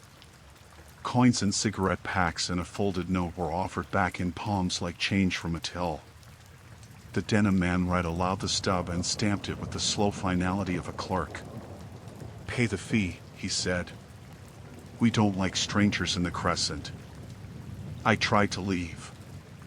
I turned the key, the engine coughed and died. I tried again, nothing. The dome light popped and blackened. The motel's fluorescent strip hummed as if amused.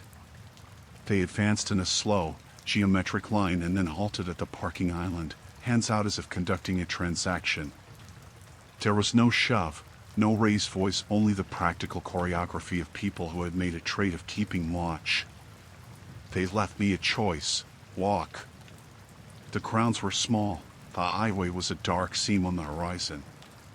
A man kept pace a respectful distance behind me, another shadowed the shoulder of the road. The curtains gave themselves a last little flutter of attention, and then settled. I walked until the motel sign was a pale notch behind me and my phone woke with one bar. I called the police from the highway and told them everything: curtains, receipts, the metal box, the way they took my keys like clerks balancing a till. At dawn, officers returned to the motel and found a dozen people arrested, protesting mildness, receipts stacked in a shoebox.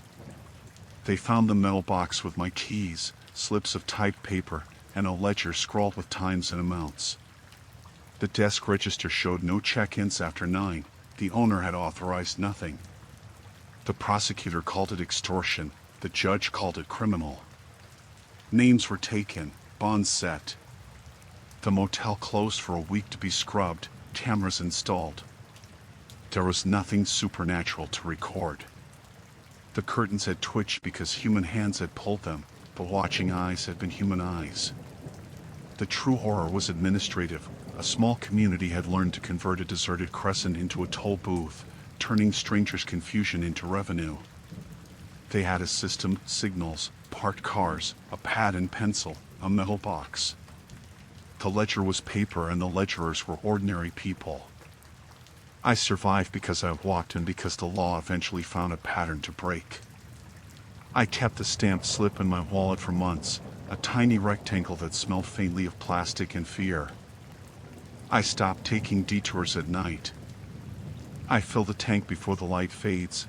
I trust the blue line only when it stays on well-lit roads, and sometimes, late, when the wind is still, I hear a curtain twitch in memory and realize how easily ordinary places can be made into instruments.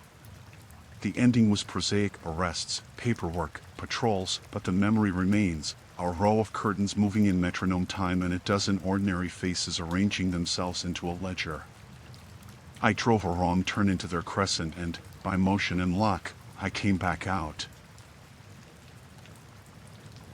I was exhausted when the GPS chirped and insisted I take the faster route through a patch of country roads I'd never traveled. The highway had been crawling with traffic, brake lights blinking like red warning beacons into the growing dusk. I followed the detour, thinking a little backroad shortcut couldn't hurt. At first, it was exactly that, ordinary. Narrow asphalt, telephone poles casting long shadows, a farmhouse here, a cow pasture there.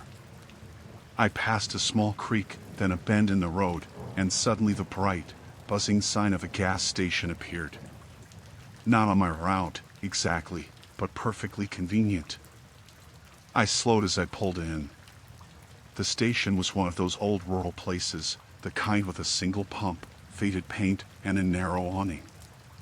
Outside stood a man in a worn denim jacket, leaning against a post like he'd been counting something. His gaze lifted as I drove in, trained, precise. I parked, glanced at the GPS again, and then looked at him. He straightened slightly, then crouched, glanced at the pump, then back at me. Counting. I laughed nervously, muttering, "Weird guy, huh?" My rational brain shoved aside the feeling in my gut. Maybe he worked there. Maybe he liked to watch cars pull in anything normal to explain it. I turned the wheel to leave, GPS recalculating, and the road led me in a tight curve back to the same station. The man was in exactly the same place, counting. The light from the pump glinted off his wrist, and I could have sworn he had a notebook, though I couldn't see clearly. My pulse hit a staccato rhythm. Maybe I missed a turn. I tried again, left, right, even a U-turn, but each exit funneled me back to him. Counting, watching. A shiver ran down my spine. I tried to tell myself I was imagining it. Exhaustion, I whispered. You're tired. But the sun had dipped behind the hills, the sky a bruised purple, and the station's fluorescent lights hummed a little too long. The man's head tilted as I approached. I could feel his eyes tracking me. I parked and got out. He didn't move toward me, didn't speak. He simply raised one hand, extended a finger, and seemed to silently gesture at the GPS. The absurdity of it should have been funny, but the gesture was too precise, too controlled. It was a warning. I got back in the car and tried again. Left, right, a U-turn, always the same. Always the station. Always him, counting. The GPS now seemed almost malevolent. It recalculated with each attempt, leading me back like a predator herding prey. My hands shook on the wheel. Then the headlights appeared behind me. One car, tailing from the moment I first pulled onto the detour. I tried to accelerate, but the road's turns were sharp, unfamiliar. The car followed, not closely, but with the patience of someone who knew I had nowhere to go. I slammed the wheel into a side road that seemed promising, only to find myself back at the station again. And now, more people were standing outside, scattered like sentries. I could see 4, maybe 5, each one observing the cars, raising a finger in silent arithmetic. They were counting cars, counting me, counting time. I started the car, frantically trying to force it forward. The engine hesitated, coughed. I had not noticed the pump hose lying across the asphalt, coiled as if deliberately placed. My tires caught the rubber, slid, and the engine stuttered. One of them stepped closer, slow and deliberate, without fear. I locked the doors, my breath coming in short, sharp bursts. Rational thoughts competed with the dread building in my chest. Maybe it was a prank. Some small-town cult. But there was no humor here. They weren't laughing. They weren't hiding. They were calculating, observing, and letting me realize there was no escape. I tried my phone, still nothing. No bars. No calls. Nothing. The world outside the car shrank to the asphalt, the glowing sign, and the figures who now seemed to have multiplied. More men, more women, spread along the lot like a slowly closing net. The one I'd first seen raised his finger again, then tilted his head in what felt like instruction. Panic seized me. I forced the wheel left, a sharp turn onto the gravel, tires scraping, heart hammering. The GPS recalculated, cheerfully and cruelly, and spit me right back. I slammed on the brakes. They had moved closer, circling the car, silent, patient. Counting. Always counting. I yelled, "What do you want?" My voice cracked in the cold night air. The first man stepped forward, and I saw his face clearly for the first time, calm, unreadable, entirely human but without empathy. "You owe the road," he said. Just those words. No explanation, no emotion. You came here. It counts. Then I understood. This was never about directions. It was about control, about being forced into a pattern, about a tally where my freedom was an entry. And it was my turn to be counted. I tried to escape again. Tires spun on gravel, headlights flashing across denim and boots. But each exit led back. Each turn returned me to the same lot. The night swallowed me. The counting increased, voices whispered numbers just beyond comprehension. My body trembled, a puppet to roads that refused to let me go. When the police finally came hours later, though it felt like days, they found the gas station empty. No one outside, no pumps active, no tire tracks besides mine. The lot was deserted. There were no surveillance cameras, no receipts, no evidence of anyone. I drove home in silence, windows up, engine screaming under the effort. The GPS now showed the highway clearly, unthreatened, open. But I never took another shortcut. I never went down a rural back road again. And sometimes, late at night, I swear I see that station in the distance, a flicker of neon, a figure counting cars, waiting. I survived, yes. But every road, every turn, is haunted now by the memory of being counted endlessly until the night itself seemed to tally my fear. It was just after sunset when I left the highway, following what I thought was a shortcut. My phone's GPS insisted I turn onto a thin, overgrown path, one of those roads that had probably been paved decades ago and then abandoned to weeds and potholes. The air smelled faintly of wet earth and dying leaves. My tires crunched along gravel and broken asphalt, and the trees pressed close on either side, letting only the last rays of sun dapple the hood of my car. At first, everything seemed ordinary enough. The road narrowed, twisted, and the shadows grew long, but it was quiet, peaceful almost. I told myself I was just being cautious. Back roads have their charms. I noticed an old mailbox, leaning, with peeling paint, and a rusted fence disappearing into the brush. The GPS recalculated a few times, but I didn't worry. I assumed the path simply meandered before rejoining the main road. Then I saw the car. A dark sedan, hazard lights blinking, abandoned, or so it seemed. It was parked crookedly, front wheels turned into the weeds, one door ajar. My chest tightened, but I told myself people break down all the time. I slowed, pulled over, and put my flashers on. My car felt suddenly exposed, the path more constricted than before. I stepped out and called out, "Hey! You need help?" No reply. The air was still, the only sound the faint rasp of leaves in the wind and the creak of an old branch overhead. I circled to the driver's side, peering in. No one. Empty. Keys in the ignition. The radio was dead. My stomach sank. Maybe someone had left in a hurry. I backed up a little, deciding to call the police and report a stranded vehicle, when movement caught my eye. A shadow, tall, solid, just at the edge of the tree line behind my car. My pulse quickened. I glanced around. No other cars, no lights, nothing. The shadow shifted.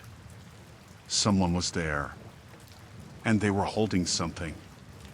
A crowbar. Black and steel, worn handle, resting casually in one hand. My mind scrambled for rational explanations. Maybe a passerby, maybe someone trying to help. But the way he stood, still, patient, like he had been waiting, made my chest tighten into a ball of dread. My hands trembled on the hood of my car as I realized I had no escape. The path behind me was overgrown. Turning around meant backing straight toward him. I fumbled for my keys and slid back into the car. The engine roared to life like a lifeline, but the crowbar's holder didn't move. He simply stepped forward, slow, deliberate, emerging from the shadows with each step. Panic clawed my throat. I threw the car into gear, tires skidding over gravel, trying to turn onto a side path, but roots and ruts caught the wheels. He was closer now, the metal of the crowbar catching what little light remained, reflecting a dull, dangerous gleam. I tried to stay calm, to think. Rational explanations ran thin. Maybe he's crazy, maybe he just wants money, I told myself, voice tight, trembling. My grip on the wheel was white-knuckled. Hazard lights of the abandoned car flickered behind me, but it didn't matter. Nothing behind me was safe, nothing in front offered relief. I slammed my foot on the gas, forcing the car over a slight rise. He froze for a heartbeat, then ran. Not toward me at first, he ran parallel, cutting me off, keeping pace. My headlights caught his eyes, dark and unblinking, fixed on me with patience and cruelty. I tried another turn down a narrow fork in the path, a chance at distance, but every turn seemed to trap me back in the same clearing. The hazard-blinking car, the trees, the crowbar-wielding figure, it was like the forest itself had bent to funnel me toward him. I considered abandoning the car, but the ground was soft, rutted, and the crowbar made that choice unthinkable. Each heartbeat thumped like a drum of doom as I edged forward, trying to force momentum, tires gouging the dirt.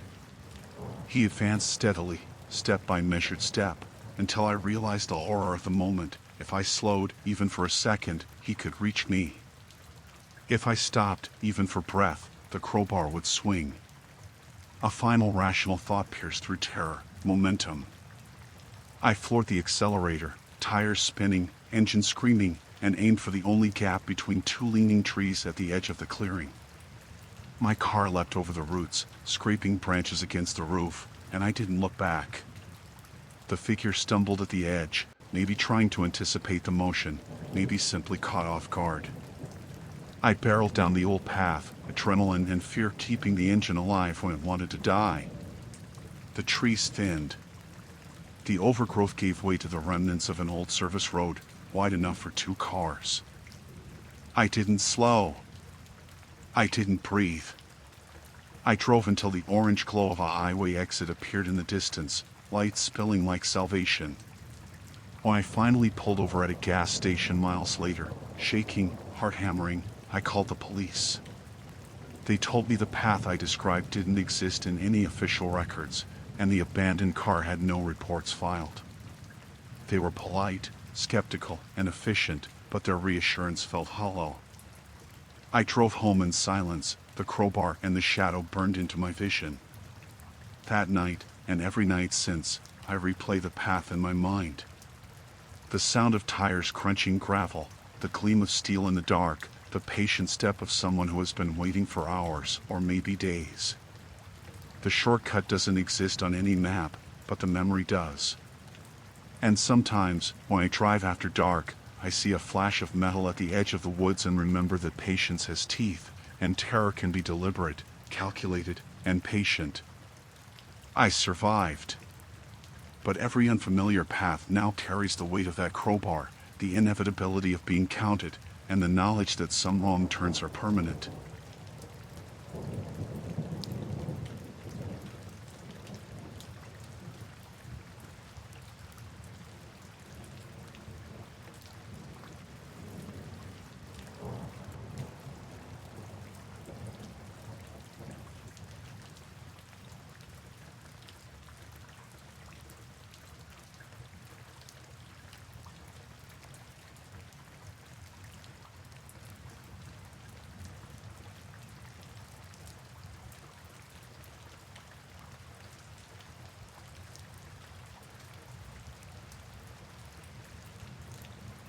I booked the Airbnb because it was cheap. That was the main reason, though I told myself it was also charming and off the beaten path. Truthfully, I just didn't want to spend a fortune on a hotel. The photos looked fine, a small studio apartment attached to an old farmhouse, white walls, a little kitchenette, even a desk where I could set up my laptop. Clean, minimalist. The reviews were short but positive. The drive out there took longer than expected. The property was tucked in the hills, far from town, surrounded by fields and leafless trees that scratched the sky like skeletal hands. The farmhouse itself was dark, no lights in the windows. My rental was a converted outbuilding at the edge of the property. The host had messaged me not to worry if we didn't meet in person. She'd left a key under the mat. I let myself in. The place looked exactly like the pictures. White walls, sparse furniture, a bed, a desk, a chair, a kitchenette, and a bathroom tucked behind a sliding door. A faint scent of bleach hung in the air, sharp and clean. For a moment, I felt proud of myself. It was perfectly fine. I unpacked, ate a snack, and tried to settle in. The Wi-Fi worked, though it was slow. I scrolled mindlessly, then lay down to rest. That's when I noticed the first thing. On the far wall, near the ceiling, was a smoke detector. At least, I thought it was. But it looked wrong. Slightly bulkier, with a dark pinprick hole in the middle that seemed to follow me when I shifted. I told myself I was being paranoid. Smoke detectors came in all shapes. Still, I moved to the other side of the bed, out of its direct line. When I showered later, the bathroom mirror bothered me. It was a square panel bolted flush to the wall, without a frame. The glass was slightly tinted, faintly darker than it should have been. I leaned close, tapping it with my knuckle. A hollow sound. Too hollow. Stop it, I muttered to myself. You're tired. You're imagining things. But unease pulled in me, slow and sticky. After dinner, I sat at the desk to answer emails. That's when I noticed another detail, a tiny dot of light on the bookshelf, low to the ground. I bent down. It was a lens, no bigger than a fingernail, nestled between the books. My stomach lurched. I tore the book away. Behind it, wired into the shelf, was a camera. Definitely a camera. The red light blinked once, then went out. I backed away so fast the chair toppled. My hands shook. Every nerve in me screamed to run, but where would I go? It was past 10, I didn't know the area, and the farmhouse loomed silent and dark just beyond the trees. I forced myself to breathe. Maybe it was security. Maybe the host had mentioned it somewhere in the fine print. I pulled up the Airbnb listing, scrolling through the description. Nothing. No mention of cameras. In fact, the page looked different. The photos were gone, replaced by a gray placeholder that read this listing is currently unavailable. I refreshed. Same thing. My pulse hammered in my ears. I turned off the lights, thinking maybe I could sleep and leave first thing in the morning. But lying there in the dark, I couldn't shake the feeling of being watched. My eyes adjusted slowly, picking out the outlines of furniture. That's when I saw another faint glimmer near the corner of the ceiling this time. A different lens. I couldn't help it. Panic surged through me. I jumped up, flicked the light back on, and began searching. The more I looked, the more I found. A pinhole in the smoke detector. Another in the lamp base. One embedded in the clock by the bed. Each time I found one, my breath came faster, my chest tighter. They were everywhere. And they weren't just cameras. They were alive. On the desk was a small flat-screen TV I hadn't noticed before, dark and lifeless. My hand brushed against the remote beside it. Almost against my will, I picked it up and pressed the power button. The screen flickered on. It showed me. Not just me, but me right then, standing frozen in the middle of the room, staring at the TV. The image was from the ceiling angle, slightly distorted. A second later, the feed cut to another angle, me from the corner, then from the bookshelf, then the bathroom mirror. A rotation of every camera I'd spotted, one after another, all streaming in real time. I couldn't move. My own face stared back at me, pale and wide-eyed, every angle dissected. Then, abruptly, the feed changed. It wasn't the room anymore. It was a chat window, scrolling rapidly. Hundreds of usernames, comments pouring in. He's panicking now. Look at him. Don't leave yet. Stay. The words blurred together, a flood of ice pressing in. I grabbed my bag and bolted. The night air was frigid as I ran across the gravel toward my car.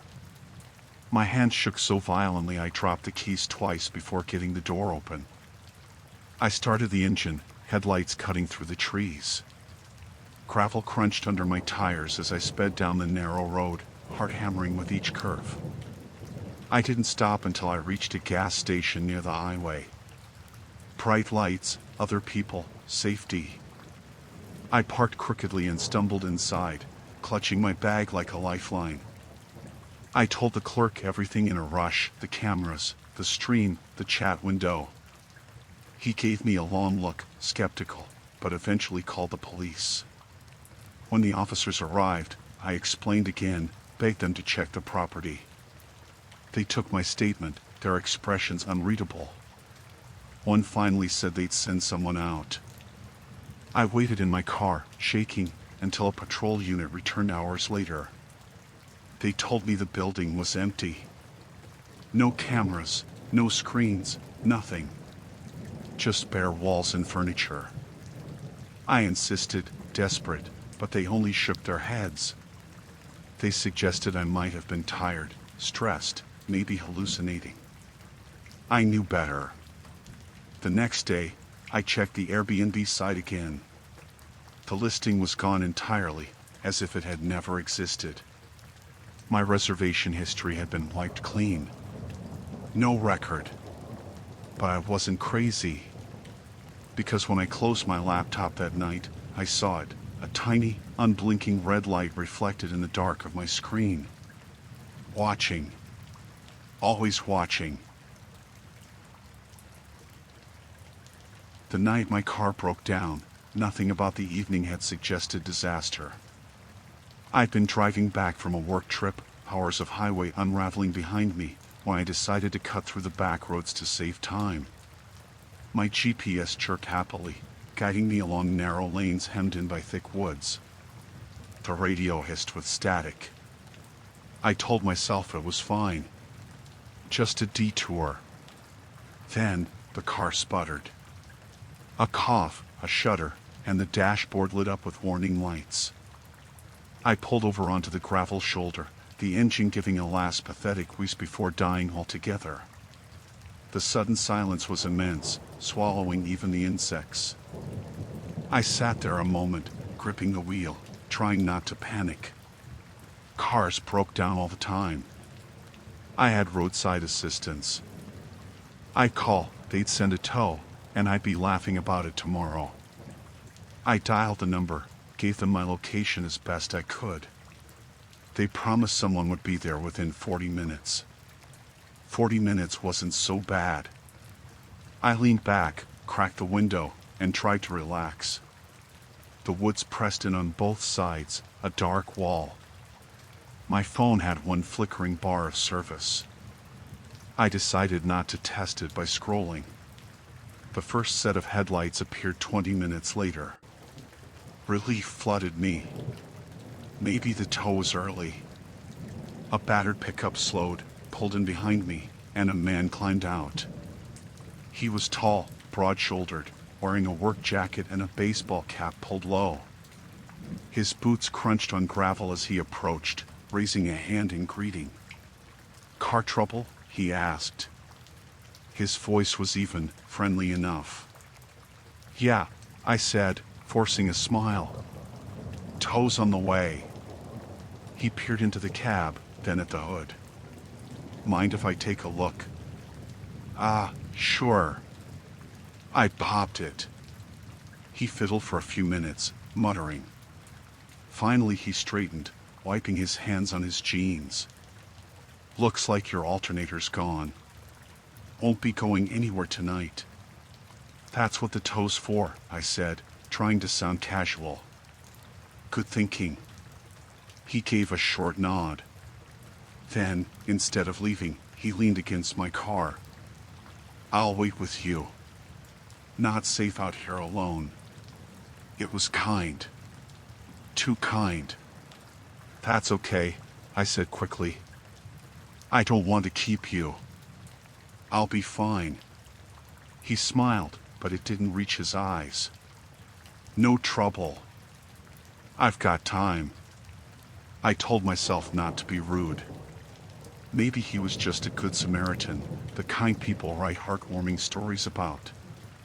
So I nodded, rolled up the window a little, and sat back. He stayed by the hood, hands in his jacket pockets, face unreadable in the shadows. Minutes dragged. Every time I glanced out, he was still there. Not pacing, not on his phone, just waiting. 40 minutes passed. No tow truck. I called again, my voice too loud in the stillness. The dispatcher apologized. The driver was delayed, but on the way. Another 30 minutes, she promised. When I hung up, he was watching me. "Everything good?" he asked. "Yeah, I lied. Just running late." He nodded, but didn't move. The woods seemed to lean closer. I noticed small things now, how he never looked away for long, how he stood too still, how his lips pressed together like he was holding something back. An hour crawled by. No truck. My nerves buzzed. I texted a friend my location, just in case. No response. Probably no service. Finally, I worked up the courage. I rolled the window down an inch. Listen, I really appreciate the help, but you don't need to stay. I'll be fine. He tilted his head, like I'd spoken in another language. Then he smiled again, too wide. Best we wait together. The way he said together made my skin crawl. The next time I called roadside, no one answered. Just a recorded loop telling me to hold. My phone battery slipped down to 15%. Still, he stayed. Every so often, he would circle the car, slow steps crunching in the gravel, before returning to lean near the hood. At one point he bent low, peering at my tires, running his hand along the rim like he was checking something. I locked the doors. He noticed. His smile flickered, then returned. "You nervous?" he asked. "No," I lied again. "Good. No need to be nervous. We'll wait. We'll wait until they come." But hours had passed, and no one was coming. I knew that now. Either the tow had gotten lost, or worse, I had no signal anymore. I was stranded. With him. I decided to bluff.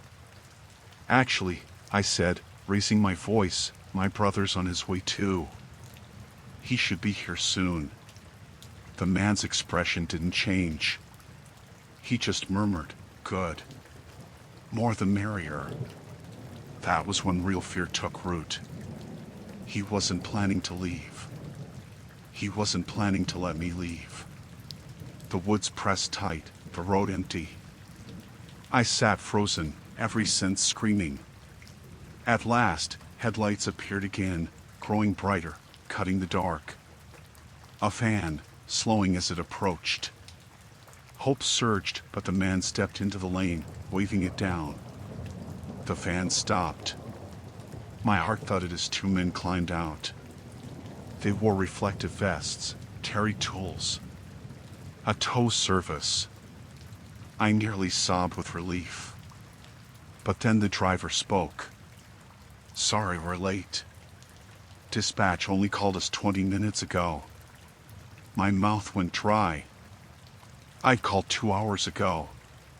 The man in the baseball cap turned to me, smiling. "See? Told you. Best we wait together." Something in me snapped. I threw the door open, bolted past the tow workers, sprinting into the woods. Branches tore at my arms, roots snagged my shoes, but I didn't stop. Behind me, voices called my name, though I'd never given it. I don't know how long I ran. Long enough that the shouts faded, long enough that the night air shredded my lungs. I stumbled onto another road, collapsed under a streetlight, sobbing. A passing car slowed. A real driver, a woman, rolled her window down. Her concerned face swam in my vision. She drove me to the nearest town, where I called the police. They searched, but found nothing. No broken down car, no pickup, no tow van. Nothing but an empty road. I never found out who he was, or what would have happened if I'd stayed. But I still hear his words sometimes, whispering when I'm alone. Best we wait together. I had one of those days where the hours drag and smear together, the kind of day that makes you feel scraped thin. By the time I left the office, it was past 11, and the city had that muffled, exhausted quiet, traffic reduced to a trickle of headlights. I kept my earbuds in, walking fast, half on autopilot, craving nothing more than the warmth of my apartment and the relief of shutting the door behind me. The lobby of my building smelled faintly of bleach. One of the overhead lights flickered with a mosquito on. I didn't wait for the elevator. It was sluggish at night, and I just wanted to move. 3 flights up, my feet dragging, I reached my door. Apartment 3B. I remember fumbling with the keys, the metal clinking loud in the hallway, hands clumsy with fatigue. Finally, the lock turned. The door opened. I stepped inside. And for a moment, everything seemed normal.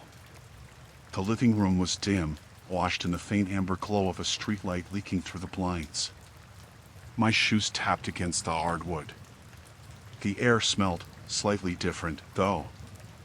Not the faint coffee and laundry scent of my own place, but something sharper. Cooking oil. Cigarettes, maybe. I shrugged it off. Always smells seeping sometimes. I dropped my bag on the table, sighed, and reached to switch on the light. The lamp wasn't there. My hand grasped empty air. I blinked, then looked properly.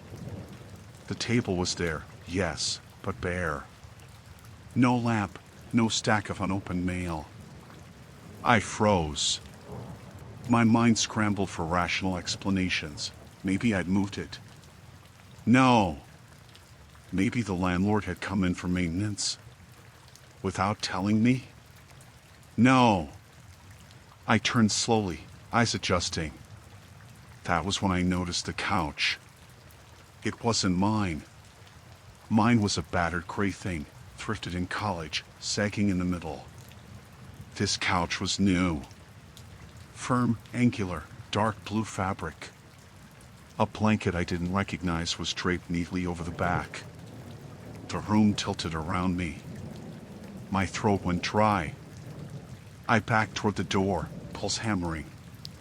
Then I heard it, a faint shuffle, the creak of weight on floorboards from deeper inside. Someone was home. I should have bolted.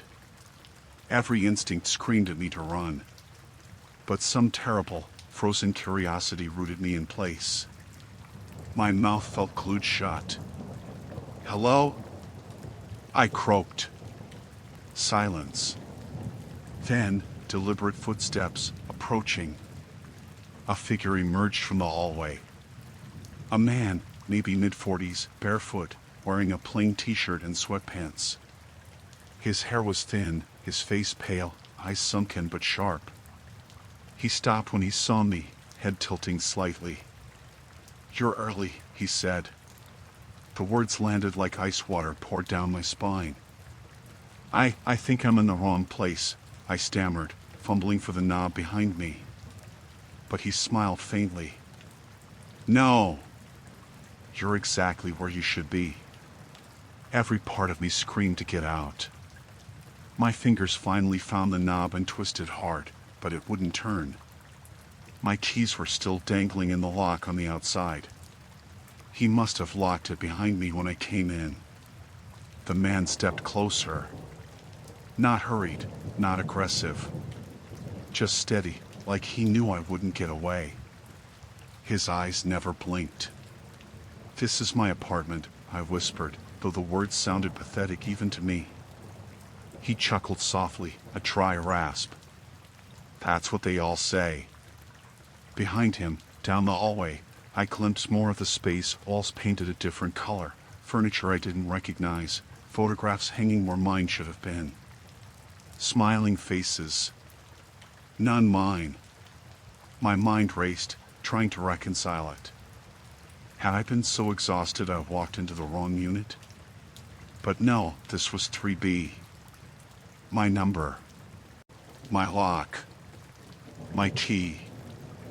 I pressed back against the door, every muscle taut. "I need to leave." He shook his head slowly, almost pityingly. "Leave? You just got here." Then he reached into his pocket. Something metallic glinted. Adrenaline finally overrode shock. I lunged sideways, slamming into the table, knocking it over in a crash that echoed through the apartment. He moved quicker than I expected, blocking the path to the kitchen, but I darted toward the window instead. My fingers clawed at the blinds, ripping them down, fumbling at the latch. Too slow. His hand clamped onto my wrist, vice tight, twisting. I screamed, kicking back, catching him in the shin. He grunted but didn't let go. The metallic glint flashed again, a knife. In blind panic, I grabbed the nearest object, a ceramic vase from the windowsill, and smashed it against his head. The vase shattered, shards flying. He staggered, his grip loosening just enough. I tore free, dove for the door again. By sheer luck, the impact with the table had knocked my keys loose. They lay on the floor by the threshold. My fingers closed around them, trembling, jamming them desperately at the lock from the inside. He was coming, dragging the knife, blood trickling down the side of his head. The lock clicked. The door swung open. I hurled myself into the hallway, slamming the door behind me, and bolted down the stairs. I didn't stop until I burst onto the street, gasping, lungs burning. A couple walking their dog froze as I stumbled toward them, wild-eyed, babbling for help. They called the police. When officers arrived, I led them up, shaking. The door to 3B stood ajar, my keys still in the lock. But inside, the apartment was empty. Empty walls, bare floors, no furniture at all. Dust coated the surfaces like no one had lived there in months. I tried to explain, voice cracking, pointing at the shards of the vase, the table I'd knocked over, the blood I'd seen. But there was nothing. No shards. No overturned table. No blood. Just silence. They checked my actual apartment, 3C, 1 floor up. My furniture, my lamp, everything exactly as I'd left it. The officers exchanged looks, polite but doubtful. Exhaustion, they said. Stress. Maybe I'd mistaken the floor in my fatigue. But I know what I saw. I know what I felt at the grip on my wrist, the knife's glint, his words. You're early. For weeks afterward, I avoided the stairwell, taking the elevator instead. I never passed 3B again. I never wanted to. Because sometimes, when I walk down the hall at night, I swear I hear movement behind that door. A creak of floorboards. The faintest laugh. And I know, with a cold certainty that never leaves me, he's still in there. Waiting for me to come home early again. I never thought I'd be the kind of parent who loses track of their child. You hear those stories, the panic reports on the evening news, and you tell yourself you'd never let it happen. You'd hold their hand tight, you'd watch them like a hawk. But that night at the store, I learned how quickly ordinary life can twist into nightmare. It had been a normal Saturday. We needed groceries, and my daughter, Emily, begged to come along. She was 7, old enough to want to pick out her own cereal, too young to grasp the ways the world can break. The store was packed, the fluorescent lights glaring down on lines of weary shoppers. At first, it was mundane. We walked the aisles, filling the cart. Emily chattered about school, about a drawing she wanted to finish when we got home. She skipped a few steps ahead, tugged boxes from shelves, laughed when I put them back. I kept her close. I swear I did. In the produce section, I bent down to check tomatoes. It couldn't have been more than 10 seconds. When I straightened, the cart was there, but Emily wasn't. At first, I wasn't alarmed. She was curious. Maybe she wandered to the next aisle. I called her name, voice light, playful. No answer. I checked the end of the aisle. Nothing. My chest tightened. I left the cart and began moving faster, scanning faces, calling louder. Heads turned. Shoppers frowned. But no one saw her. Within minutes, panic set in. My voice cracked as I shouted her name. A store employee hurried over, asked what was wrong. I explained, words tumbling, throat dry. They radioed security. An announcement went over the PA. If anyone sees a young girl, brown hair, red jacket, please bring her to the front. People glanced around uneasily. My hand shook so badly I could barely hold my phone. I called my husband, my voice a broken whisper. Emily's gone. Security led me to a small office in the back, walls lined with monitors showing grainy feeds from cameras. My pulse thundered in my ears. They rewound the footage. There she was, clear as day, Emily in her red jacket, walking toward the side exit near the frozen foods. Relief surged. I'd find her there. But then the frame shifted, and I saw something that made my skin crawl. She wasn't alone. A man walked beside her. Tall, dark coat, a baseball cap pulled low. His hand rested lightly on her shoulder. She wasn't struggling, but her steps looked small, hesitant. I lurched forward. That's her. That's my daughter. Who is that man? The guard frowned. Do you recognize him? No. No, I've never seen him before. They froze the frame, zoomed in. His face was blurred by the brim of his cap, the camera's resolution too low to sharpen it. But his hand pale, bony fingers curved like claws on her shoulder made bile rise in my throat. The guard checked the timestamp. This was 5 minutes ago. I ran. I don't remember how I got outside, only the slam of cold night air against my face. The side exit opened onto a half-empty parking lot, shadows pooling between the cars. I screamed her name until my throat tore. No answer. No small figure in a red jacket. The police came. I barely remember what I said, just fragments. Red jacket, 7 years old, man in a cap. My husband arrived, wild-eyed, demanding answers I didn't have. Officers combed the lot, questioned employees, checked receipts and timestamps. Then one of them returned, face pale. They're not on any other cameras, he said quietly. What do you mean? I asked. We have her going out the exit with him. He gestured helplessly. But she never shows up again. Not in the parking lot cameras. Not at the front. It's like they walked out and disappeared. I couldn't process it. Cameras don't lie. People don't just vanish. But that was what the footage showed. Frame by frame, Emily and the man walking toward the door. He opened it. She glanced back once, her eyes wide, uncertain. Then the door closed behind them. The next camera, outside? Empty lot. I demanded they check again, rewind, enhance. They did. Again and again. Nothing. The door opened. Then nothing. Hours blurred. Police lights strobed the lot. Officers canvassed, questioned shoppers, pulled up vehicle registrations. My husband clutched my hand like a lifeline, but his eyes looked hollow. At 3 a.m., an officer entered with a USB drive.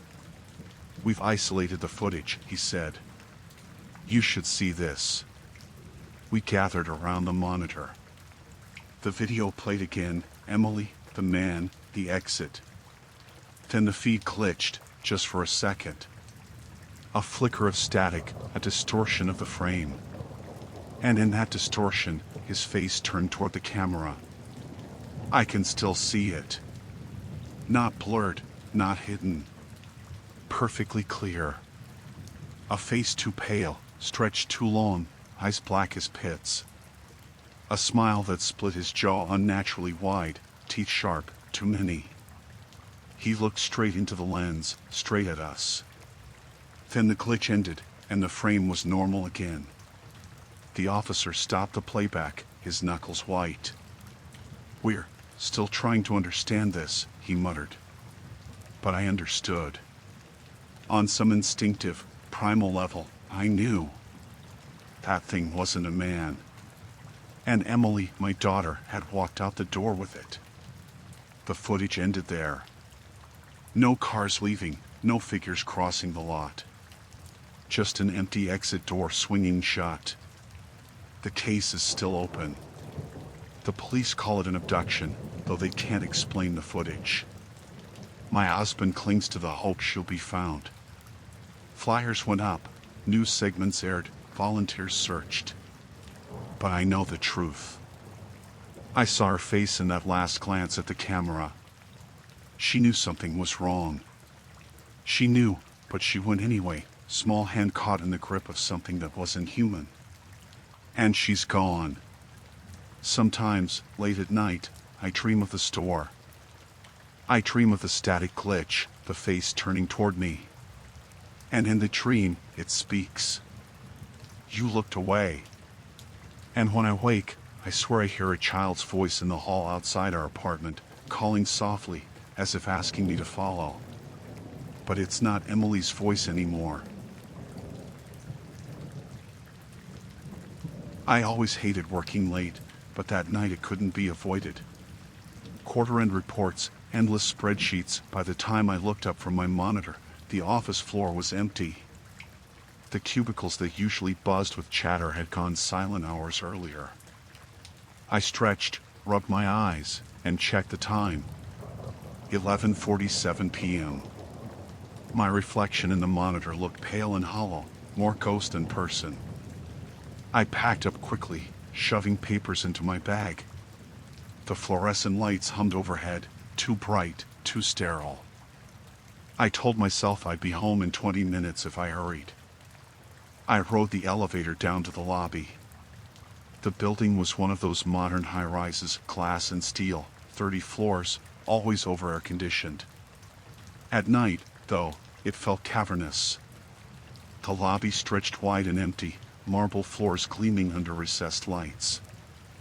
I pushed through the glass doors leading to the street. They didn't budge. At first, I thought I hadn't pushed hard enough.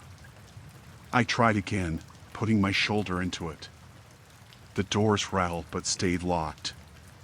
A chain, thick and silver, was looped tightly through the handles, secured with a heavy padlock. My stomach dropped. I turned back inside. Maybe I'd missed the side exit. The building had multiple ways out. I hurried past the front desk, my footsteps echoing too loud, and headed toward the west corridor. The emergency exit door loomed at the end. Red letters read exit. It was chained, too. The padlock gleamed under the harsh fluorescent light, solid, unbreakable. A prickling unease crept into me. This had to be a mistake. Security must have chained them after hours and forgotten I was inside. I pulled out my phone, ready to call the overnight guard. No service. The screen displayed a hollow no signal. I swallowed hard. The lobby suddenly felt too big, too empty. I made for the security desk. The monitors glowed in a row, showing grainy black and white feeds of hallways and stairwells. The chair was empty. No guard. Hello? My voice cracked, too loud in the stillness. No reply. I checked the monitors again. At first, the footage looked normal, just deserted halls, stairwells, elevators. Then I noticed one feed. Floor 12. A figure stood in the hallway. I leaned closer. The image was fuzzy, but it was definitely someone, tall, still, dressed in dark clothing. They weren't moving, just facing the camera. Their head tilted slightly, as though they knew I was watching. My chest tightened. It could have been a janitor, I told myself. A coworker pulling a late night like me. That was rational. But something in the way they stood, utterly motionless, staring, made my skin crawl. I tore my eyes away and grabbed the phone at the desk. Deadline. The elevator dinged softly behind me. I spun. The doors slid open. Empty. I backed away slowly. The button panel beside it glowed faintly. Floor 12. My throat went dry. Someone had called it from above. I bolted for the stairwell door, tugged it open, and started down. I'd find the basement exit, maybe a service tunnel.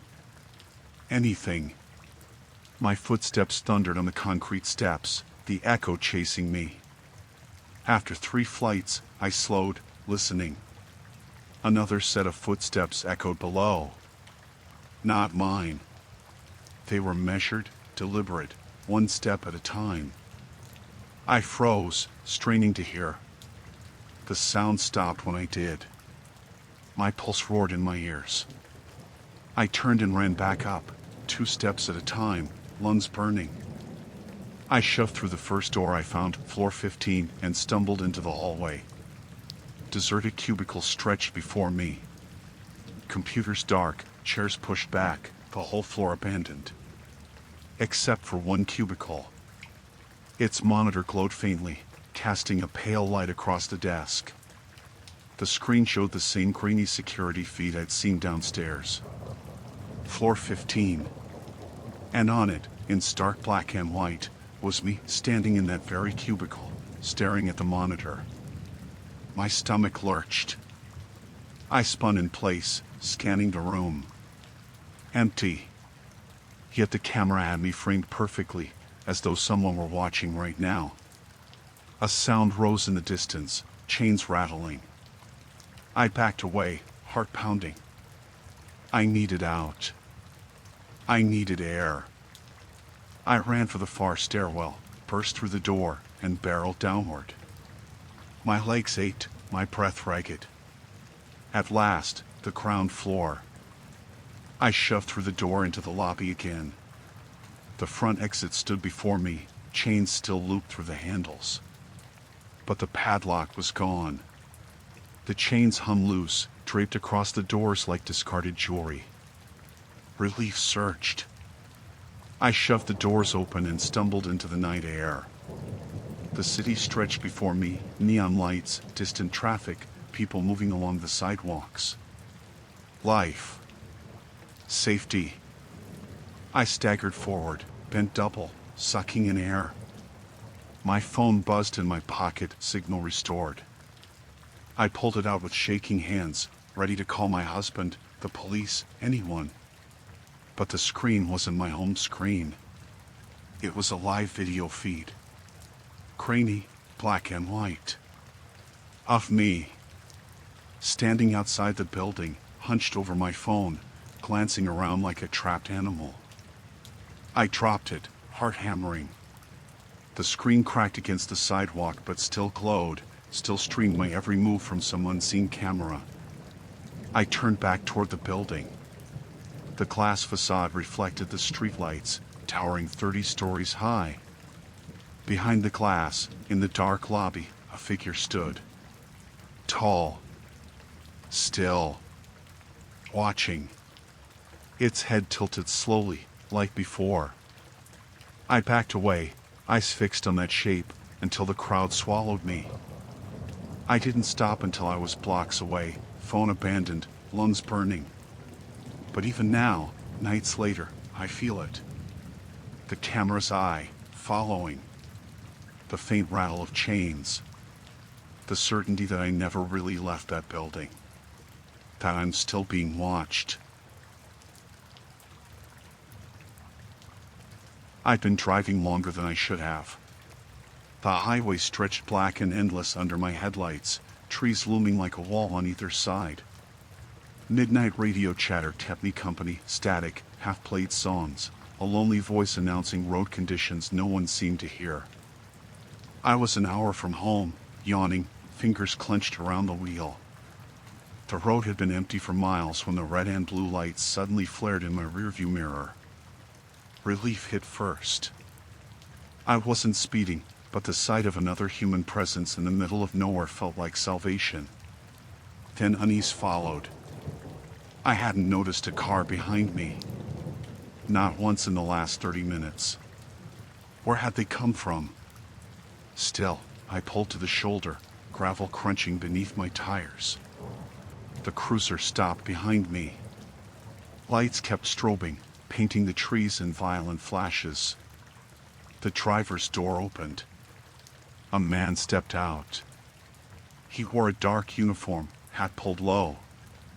In one hand, a flashlight, in the other, something he held up briefly, a badge, glinting in the beam. I cracked the window. Cold night air slithered in. "Evening," he said. His voice was calm, almost too calm. "License and registration." I fumbled for my wallet, heart pounding louder than reason demanded. Something about him wasn't right. The uniform seemed generic, the kind you could order online. No patches, no nameplate. Just dark fabric. I handed him my license. He glanced at it, barely shining the flashlight over the plastic before slipping it into his pocket. "Step out of the vehicle," he said. The words landed heavy, final. My grip tightened on the wheel. "What's the problem, officer?" His smile stretched too wide, too white under the strobing lights. "Just routine." "Step out of the vehicle." A dozen rational thoughts collided. Maybe state troopers here had different uniforms. Maybe he was undercover. Maybe I was paranoid from lack of sleep. Yet every instinct screamed wrong. The way he stood, too still. The way the badge had caught the light for only a second, never close enough for me to see detail. I swallowed. I'd rather stay inside until I understand what's going on. His flashlight beam swept directly into my face, blinding me. "Get out of the car." The edge in his voice turned my stomach. I forced calm into mine. "I'll call dispatch to confirm." "Just a second." I grabbed my phone. No signal. Not even a flicker of bars. When my eyes adjusted to the light again, he was closer. His hand rested on the edge of my window, fingers pale and long. Too long. Something in me broke. I slammed the car into gear and floored it. Tires screeched, gravel spat, the sudden thrust nearly sending me into the ditch. For a moment, the mirror showed him standing exactly where I'd left him, light strobing over his face. Then the cruiser's lights flared again and swung onto the road behind me. He was chasing me. The highway twisted black ahead, trees pressing close. My speed climbed, 70, 80, 90. The cruiser clung to me like a shadow, lights pulsing but siren silent. Always silent. I risked a glance back. The driver's seat was empty. No one behind the wheel. Yet the car stayed perfectly centered, perfectly steady, lights blinding. My breath hitched. My hands slipped slick with sweat on the wheel. I drove faster, pushing the engine to its limits. The road blurred, my headlights slicing tunnels through dark. And then another set of lights appeared ahead. Blue and red, steady and professional, growing brighter. An actual patrol car. I nearly sobbed with relief. I slowed as it approached, both vehicles stopping nose to nose on the empty highway.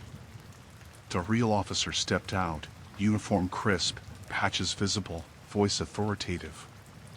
"You all right, sir?" he called. I stumbled from the car, knees weak. I pointed behind me. That cruiser, it pulled me over. The officer, he wasn't. I turned. The highway behind us was empty. No lights. No cruiser. No one. The real officer frowned. "What cruiser?"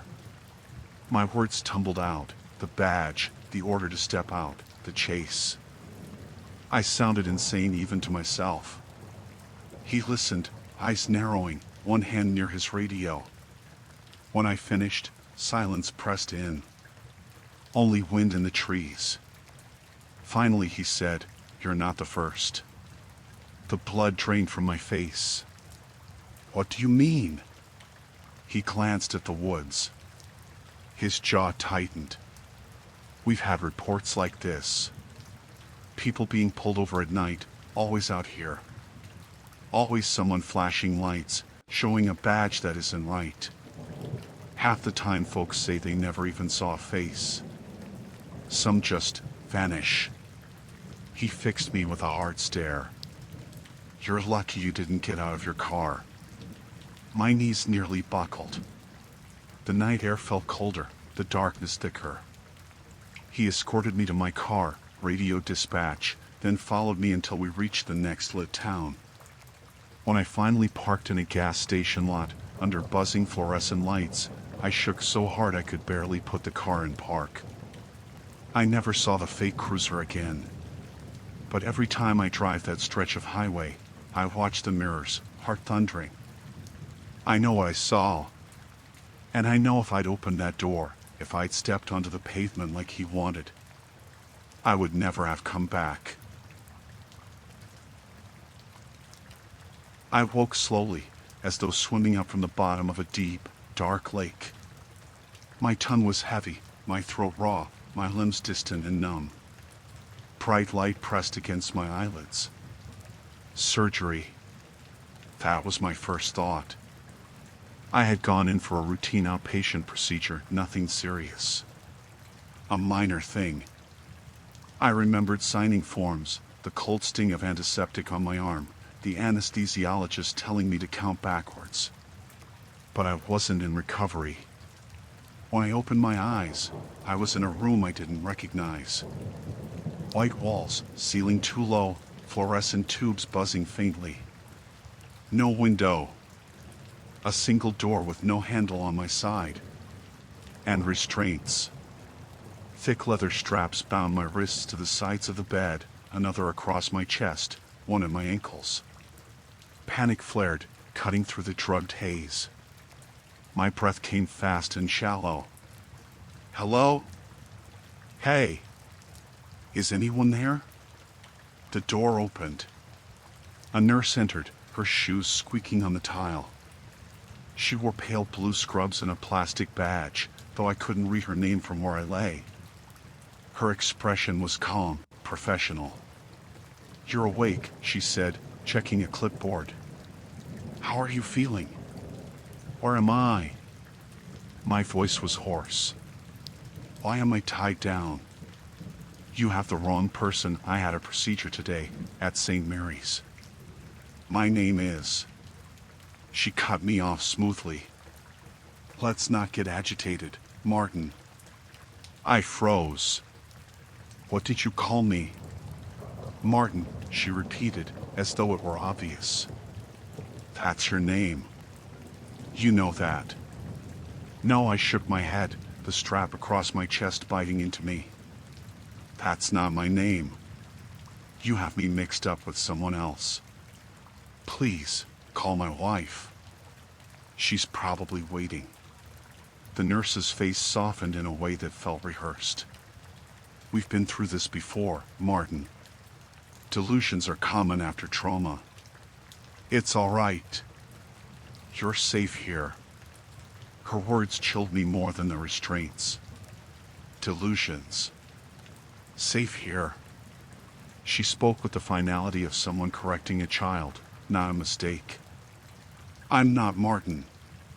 My voice cracked. "I can tell you my address, my job, my..." "Rest," she said, adjusting something on the 4 line. A cold flush slid into my veins. "You'll feel better soon."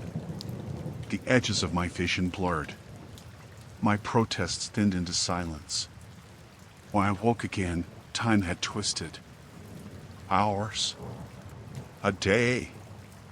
The fluorescent lights hummed the same. Two men in white coats stood by the bed. Doctors, maybe. Their faces carried the professional detachment that was worse than cruelty. "Good morning, Martin," one said. I wanted to scream. Instead, I rasped, "That's not my name." They exchanged a look. One scribbled notes. The other leaned closer. "Do you remember what happened the night of the accident?" I blinked at him. "What accident?" "I came in for surgery." Another look between them. More notes. They left without explanation. Time bled strangely in that place. Meals came on trays, tasteless mush, plastic cups of water. Sometimes I woke to find new bruises on my arms where they'd drawn blood without rousing me. Cameras watched from the ceiling, their tiny red dots unblinking. Each staff member called me Martin. They spoke to me as though I'd lived a whole other life. Questions about my outbursts, reminders about the fire, reassurances that I was finally stable. I clung to details of my real life, repeating them like prayer. My name, my wife's face, the color of our front door, the smell of our coffee pot in the morning. If I let those details slip, even for a moment, I feared they would vanish forever. I tried bargaining, begging, threatening. Every response was the same calm deflection. "You're confused, Martin. This is part of your recovery." But recovery from what? One night, I woke to the sound of whispered voices outside my door. I strained against the straps, turning my head just enough to catch fragments. "Still insists he's someone else." Progress, but slow. Identity fracture, might never. The door creaked. The nurse entered, syringe in hand. She didn't notice my eyes were open until I spoke. "What did you do to me?" I hissed. She jumped slightly, then composed herself. "Nothing, Martin. We're helping you." I thrashed against the restraints. "Stop calling me that." Her expression hardened. "Martin, you killed 3 people in that fire. You've blocked it out, but deep down, you know. This is why you're here. To keep you and everyone else safe."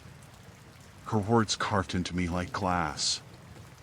I stared at her, searching for some flicker of humor, some hint this was a grotesque mistake. But her face was stone. The needle slid into my arm before I could scream. The next time I woke, there was a mirror on the opposite wall. Large, silvered glass. I hadn't seen it before. I blinked at my reflection and my breath stopped. The face staring back wasn't mine. The hair was shorter, darker. The jaw broader. The eyes sunken, unfamiliar. A stranger's face, strapped to the bed where I lay.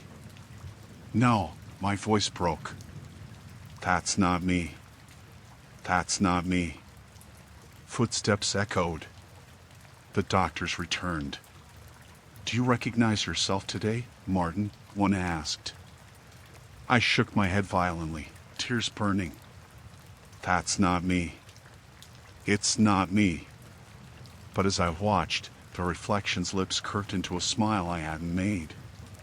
And suddenly, horribly, I understood. Maybe I had gone in for surgery. Maybe I had been someone else. But whatever this place was, whatever they had done, my identity had been peeled away like a mask. The man I had been was gone, erased, overwritten by the face in the glass. And the worst part was that I couldn't hold on to the details anymore. My wife's name slipped first. Then my address. Then my job. Each memory dissolved like ash in water, leaving only fragments. Only Martin remained. By the time they unstrapped me, I no longer protested. I answered to the name. I walked the halls when they allowed it, silent under the watchful cameras. I ate when they told me, swallowed pills without question. because fighting meant nothing. The face in the mirror had one. I don't remember who I was before. I only know that someone else lived my life, someone I can no longer picture. Now I am Martin. And I am exactly who they always said I was. When we bought the house, I thought we'd finally done it. We'd escaped the cramped apartment, the noisy neighbors, the paper-thin walls. It wasn't perfect, but it was ours. 2 floors, a patch of yard, and, as the realtor boasted, tons of storage space. The attic was a selling point for me. I pictured cardboard boxes neatly stacked, Christmas decorations tucked away, maybe a reading corner if we ever finished it. But the attic was also where everything started. The move-in day was ordinary enough, dust in our throats, the thud of boxes, laughter over which light switches controlled which outlets. My wife, Sarah, insisted we explore every corner right away. When we pulled down the stiff attic ladder, it groaned as though it hadn't been touched in years. The attic smelled of dry wood and mothballs. Slanted beams cut shadows across the floor. At the far end, against the wall, sat a collection of old boxes, stacked neatly 3 high. They left junk, Sarah said, brushing dust off her jeans. Previous owners probably forgot, I answered, though the neatness struck me as deliberate, not forgotten. We opened one box out of curiosity. Inside were photographs. Dozens of them, bundled with twine. The first one made me laugh nervously.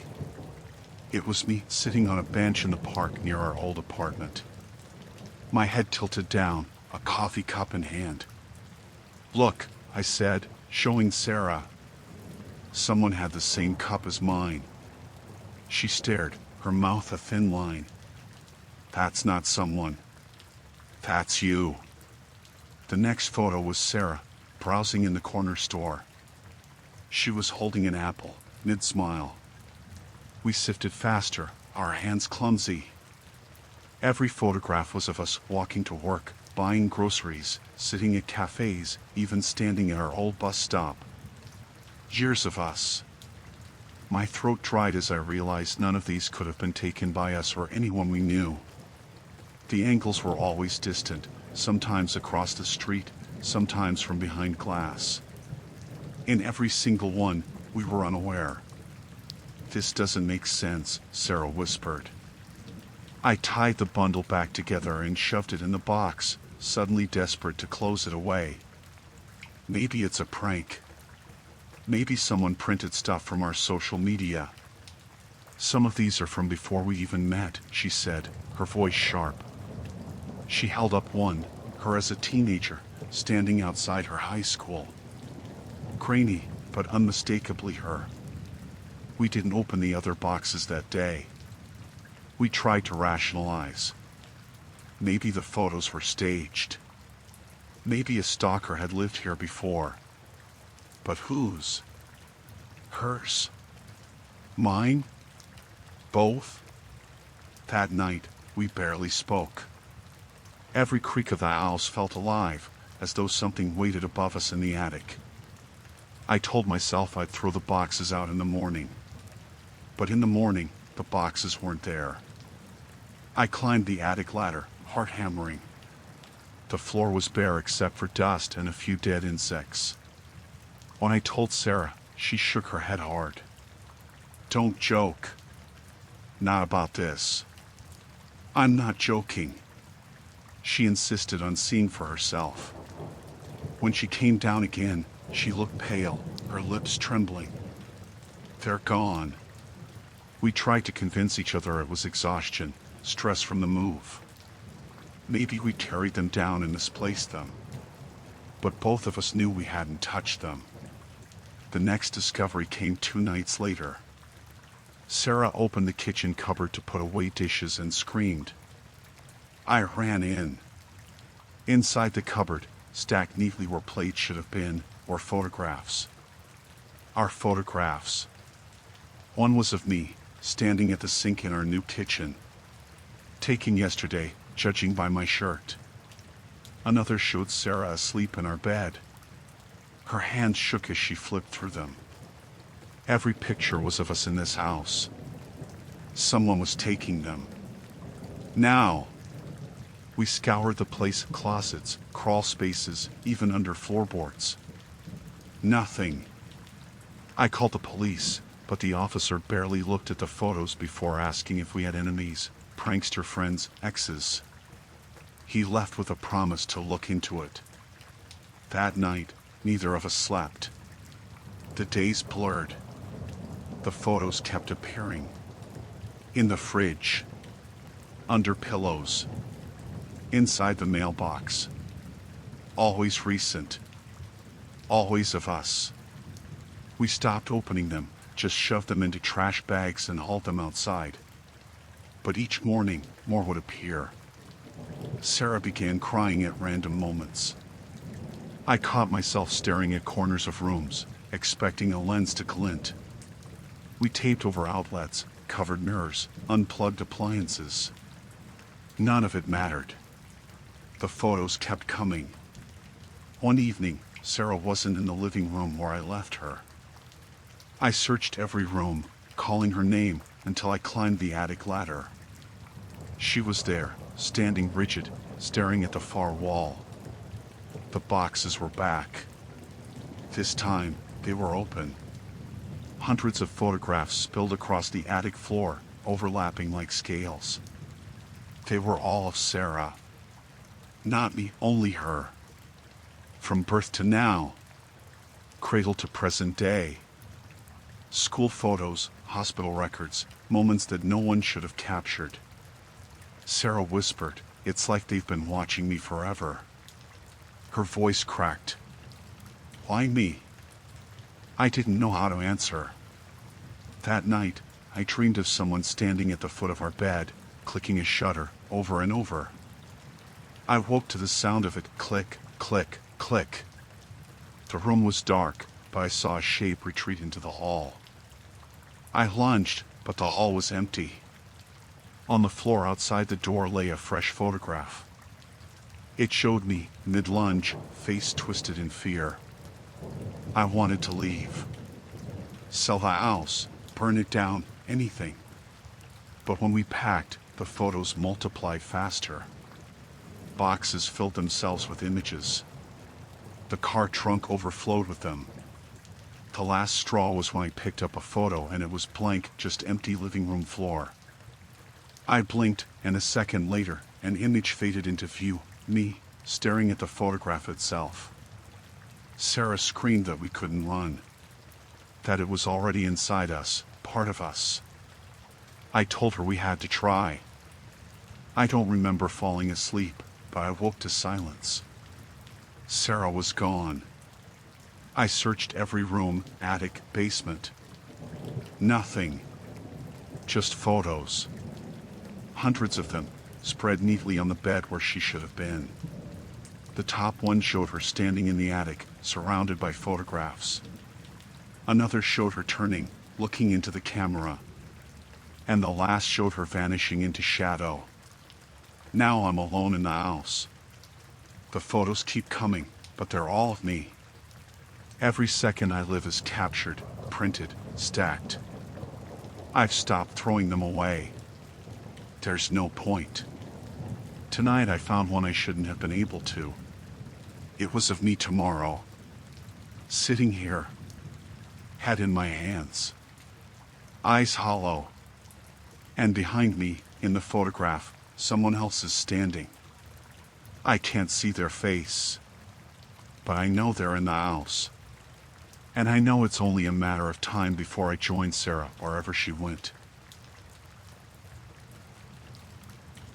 I always thought camping would bring peace, quiet nights under the stars, the kind of stillness you couldn't find in the city. That was what I told myself as we drove out to the state forest, car packed with sleeping bags, instant noodles, and too much trail mix. There were 4 of us, me, my girlfriend Anna, and our friends Marcus and Dylan. We'd chosen a spot well off the trail, close to the river. By dusk, the fire was crackling, laughter rising with the sparks. It felt safe. Ordinary. When we finally turned in, I lay in the tent listening to the water and Anna's slow breathing. The canvas walls glowed faint orange from the dying embers outside. I drifted off believing the woods belonged to us. I woke to silence. Not the gentle hush of night, but something heavier, expectant. The fire was out. The tent was cold. Anna stirred beside me. "What time is it?" she mumbled. I reached for my phone. My hand brushed empty nylon. I patted harder. No phone. No backpack. No shoes. "Where's our stuff?" I whispered. We unzipped the flap. The clearing looked wrong in the pale moonlight, emptier. Marcus's and Dylan's tent was still there, but everything else was gone. The food bags we'd hung in the tree, gone. The cooler, gone. Even the lanterns. I stepped onto the dirt barefoot, the chill biting. That was when I saw them. Footprints. A single line of them pressed into the earth, circling our tent in a wide ring. They were bare, the toes splayed, deep impressions in the damp soil.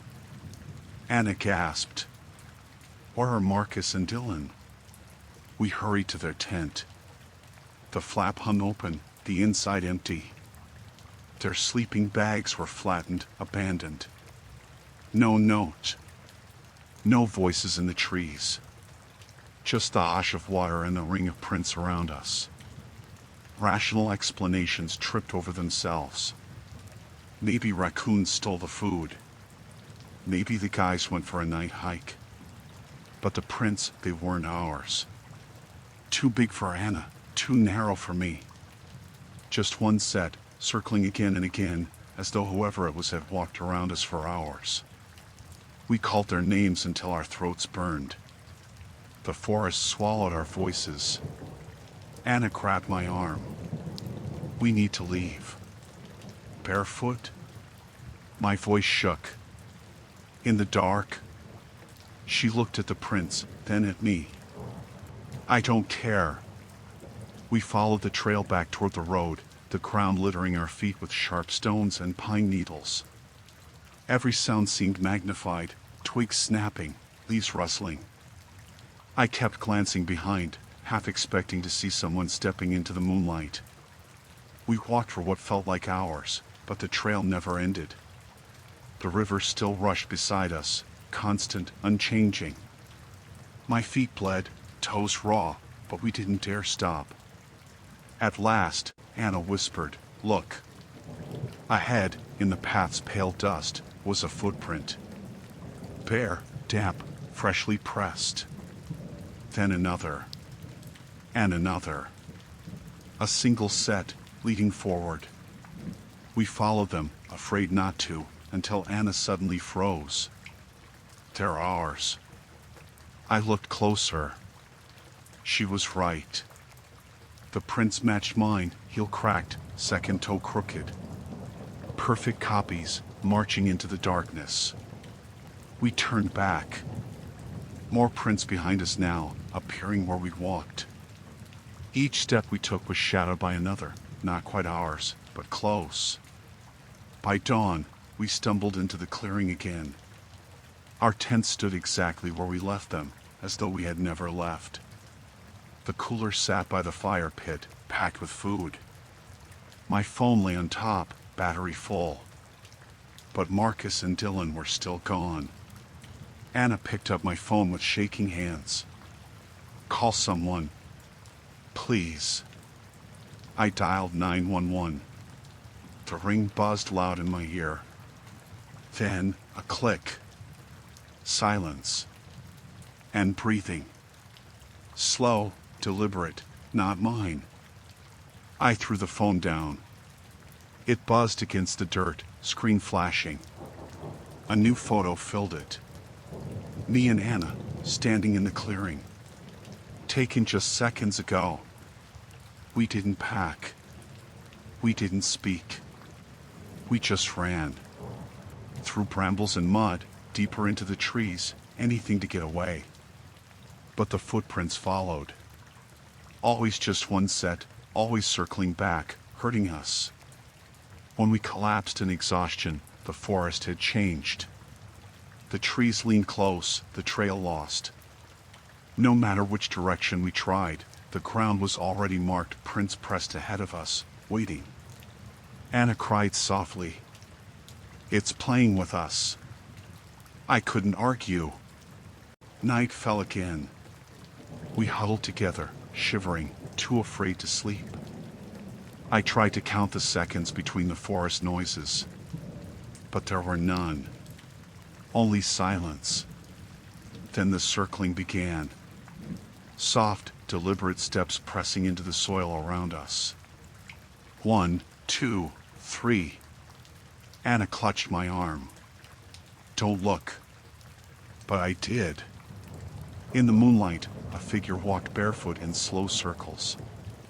Skin pale as bark, limbs too long, head tilted as though listening. Each time it passed, the air grew colder. It never looked at me. Not directly. But I knew it would, eventually. I don't know when Anna vanished. One moment she was beside me, her nails digging into my skin.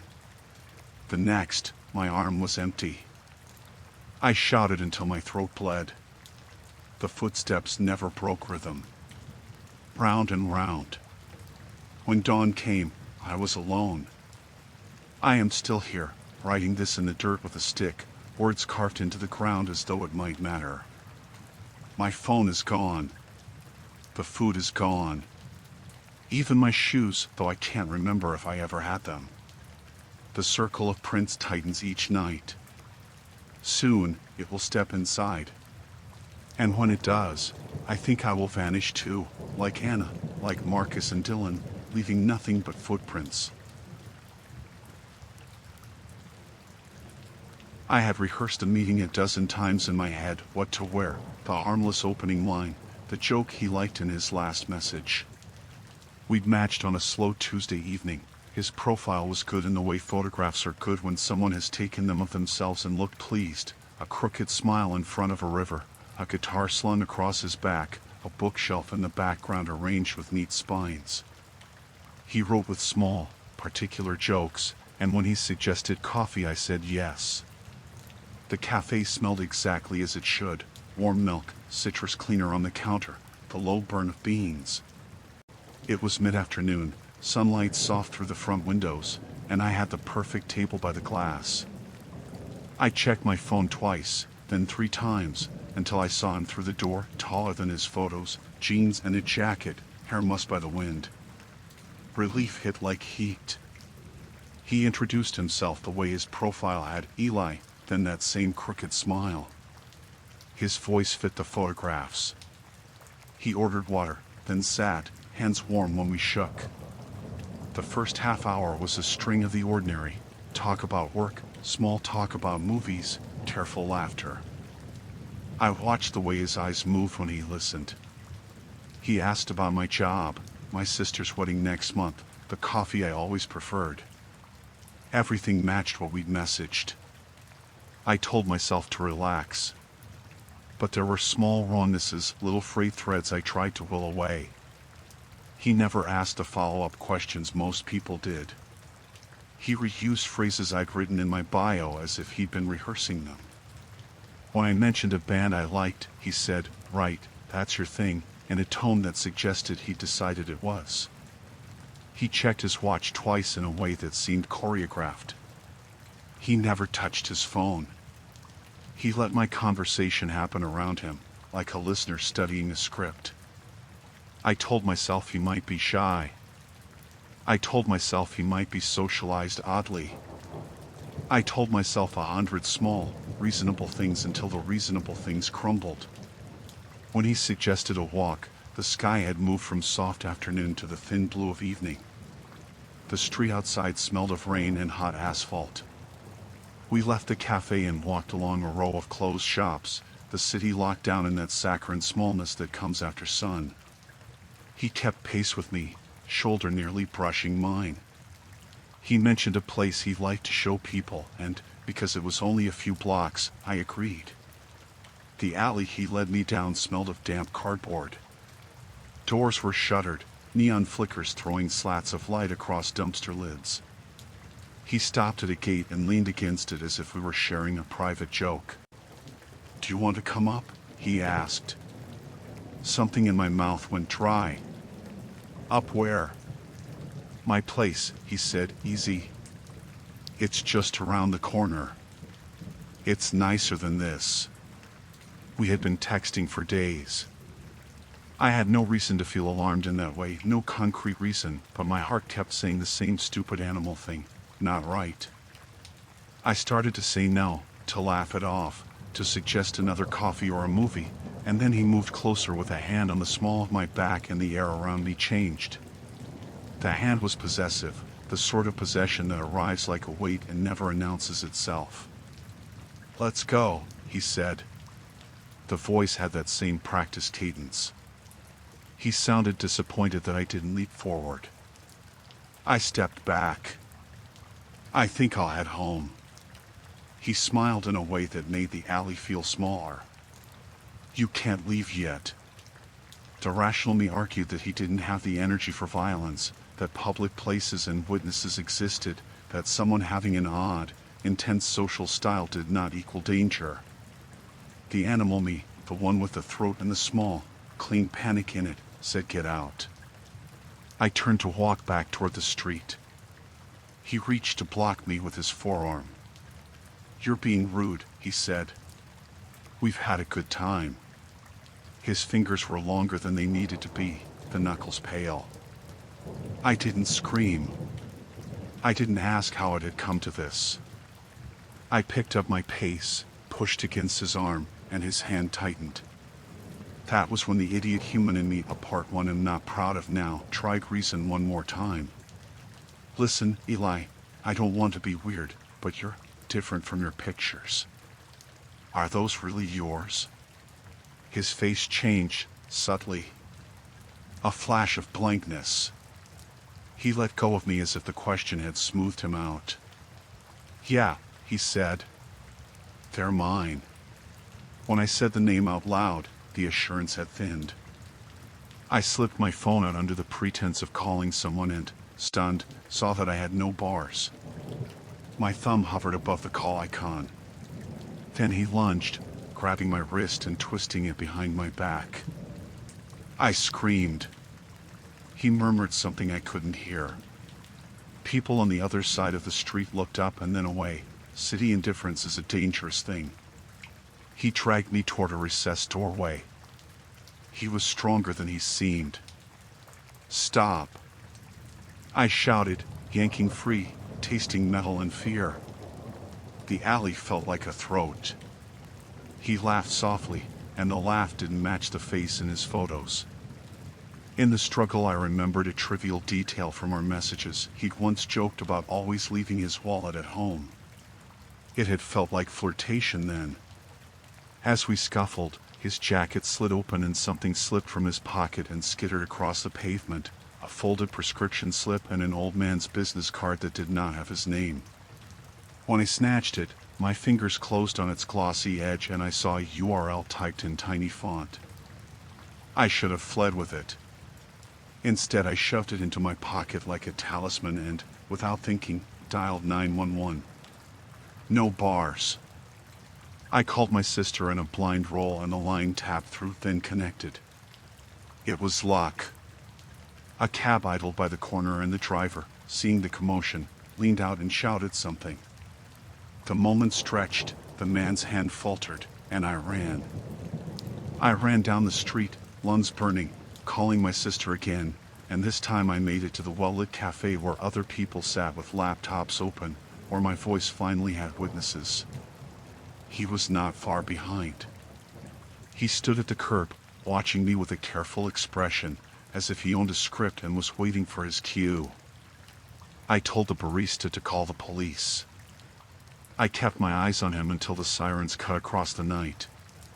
He stepped back like a shadow dissolving, lifted one hand in a slow, polite wave, and walked away down the block, hands in his pockets, head forward. The officers arrived minutes later. I showed them the card, the prescription, my torn sleeve.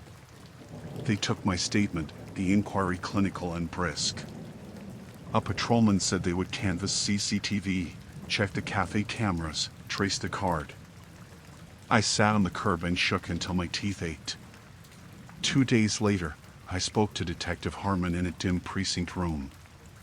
He had watched the cafe footage and a grainy shot from a bakery camera where the man's jacket had brushed against a delivery van. A number on a receipt matched a payment on a contactless card recovered from the alley. The business card led to a fake business. The prescription belonged to a man who existed but who had never lived in our city, one Eli Parker, a photographer with a portfolio that looked uncannily like the profile photos the man had used. He lived 3 states away and had reported images stolen months earlier. His social accounts had comments from people in other cities, bewildered to find him showing up on dating sites. Harmon tapped a file. "We ran facial recognition on the footage," he said. "It matches a man arrested last year for passport fraud in another state. He uses other people's faces. Different names. He creates lives out of strangers' social accounts, then meets women, sometimes robs them, sometimes worse. We think he works a pattern." They found him 3 days later. He was trying the same profile on a woman at a different cafe. He had another wallet, another card, another prescription. When they took him in, his face was flat and unremarkable, a human-made thing stitched together from other people's smiles. Under interrogation, he didn't confess to violence. The detective said later he typed easily, like someone copying text from a book, admitting to identity theft in a voice that sounded practiced. They charged him with attempted kidnapping, multiple counts of identity theft, fraud. The real Eli Parker's accounts were restored. He made a short statement on the photographer forum, bewildered and grateful, posting a picture of his own passport and a gentle note, "Had my face used. Scary. Hope you're okay." I felt, more than anything, oddly guilty, like a character in someone else's story freed. I never met him again.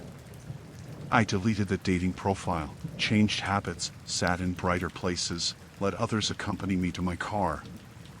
The photographs that had been so charming became sinister proof in an evidence packet, a face that belonged to a man who had been made from other men. In the end, the horror was banal and bureaucratic: ID numbers, receipts, the slow grinding of a legal system, but it was real. The man who wore Eli's face behind a coffee cup was in a cell. The person whose images he'd stolen existed and was relieved. And I, who had almost been turned into an anecdote for his collection, kept my phone locked, my routes changed, my appetite for small online romances extinguished. The last thing Detective Harmon told me before we left the station was flat and practical. He used someone else's life so he could try on other people. We won't know the full list till we comb through devices. But you did the right thing, left, called, kept the card. You made it stop. I sleep with lights on now. When I scroll through pictures, my fingers hover, wary. If horror has a true face, I learned that night it can be borrowed, cheapened, and given briefly to a man who thinks an identity is just another prop. The only definitive consolation is the lock on my phone and the knowledge that the man who was not Eli was in a cell with someone else's face pressed against the concrete. The suburb always looked harmless at night: rows of beige houses with sleep-soft porches, a single lamp burning like a small honest eye. That's what made the sound stand out the first time, a heavy dragging, slow and periodic, like someone hauling a mattress across gravel. It came at 3 in the morning, always, for weeks. I'd lie awake and listen, counting the beats on the roof like a metronome. My wife, Jenna, pretended not to hear. Our daughter slept between us. The sound was a private nuisance I hadn't known how to voice. By the third night I started watching the window. There was a rhythm to it. At 2:58 a.m., the house 2 doors down, Mr. Caldwell's, would go dark. At 3 a.m., He would be at his front porch in a faded flannel and a quilted jacket, shoulders rounded, knees bent in a way that looked practiced. He'd set 2 black trash bags by the stoop and dragged them, one after the other, along the curb. The straps cut little arcs in the asphalt. Sometimes he muttered, sometimes he hummed off-key. He never turned a light on. He never waved to anyone. He never, in the months I had known him, looked like that by day. During our block BBQs he was the model neighbor, grilling for the kids, bringing casseroles for school drives. That contradiction, the daytime civility and the midnight animal, grew inside me until curiosity wasn't a sin but a pressure. Might be raccoons, Jenna said when I mentioned it quietly over coffee. Or a couch he's throwing out. He does it every single night, I said. At the same minute, our daughter began to ask if we were spies. We told her no. Then, one Friday, she fell asleep earlier and we told each other we'd just step outside and look. No flashlights, no phones, see and be back. It sounded, frankly, stupid and tame. It also felt like an obligation. We slipped into the night wearing slippers, the porch light a small island behind us.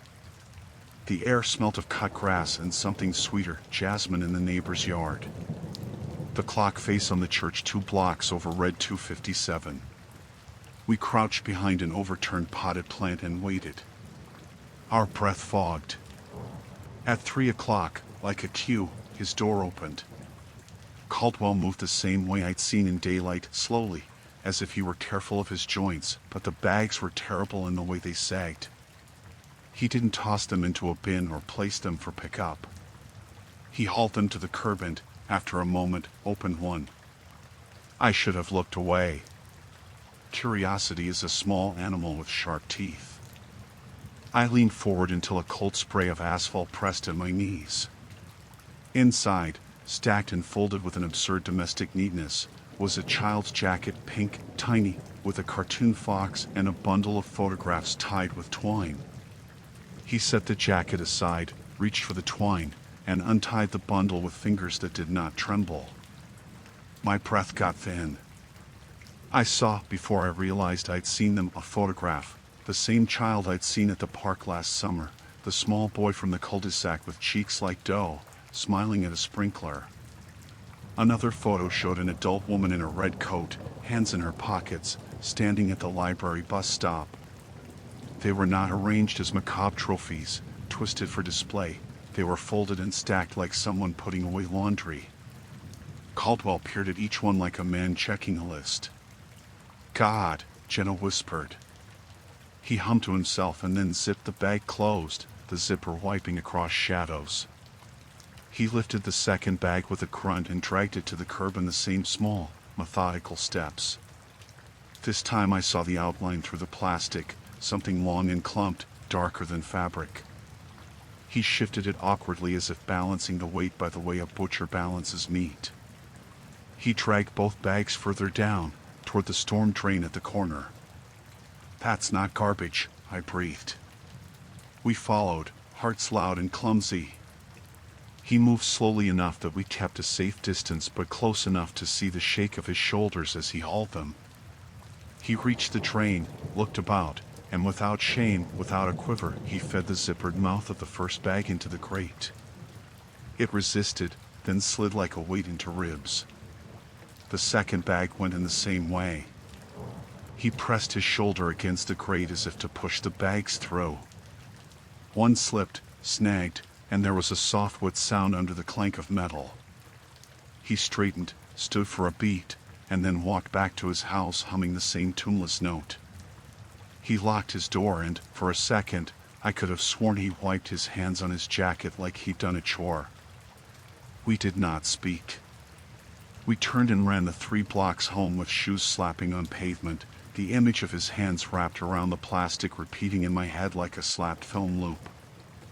I locked the door, woke Jenna's parents, and then, because panic finds certainty in procedure, I called the non-emergency number.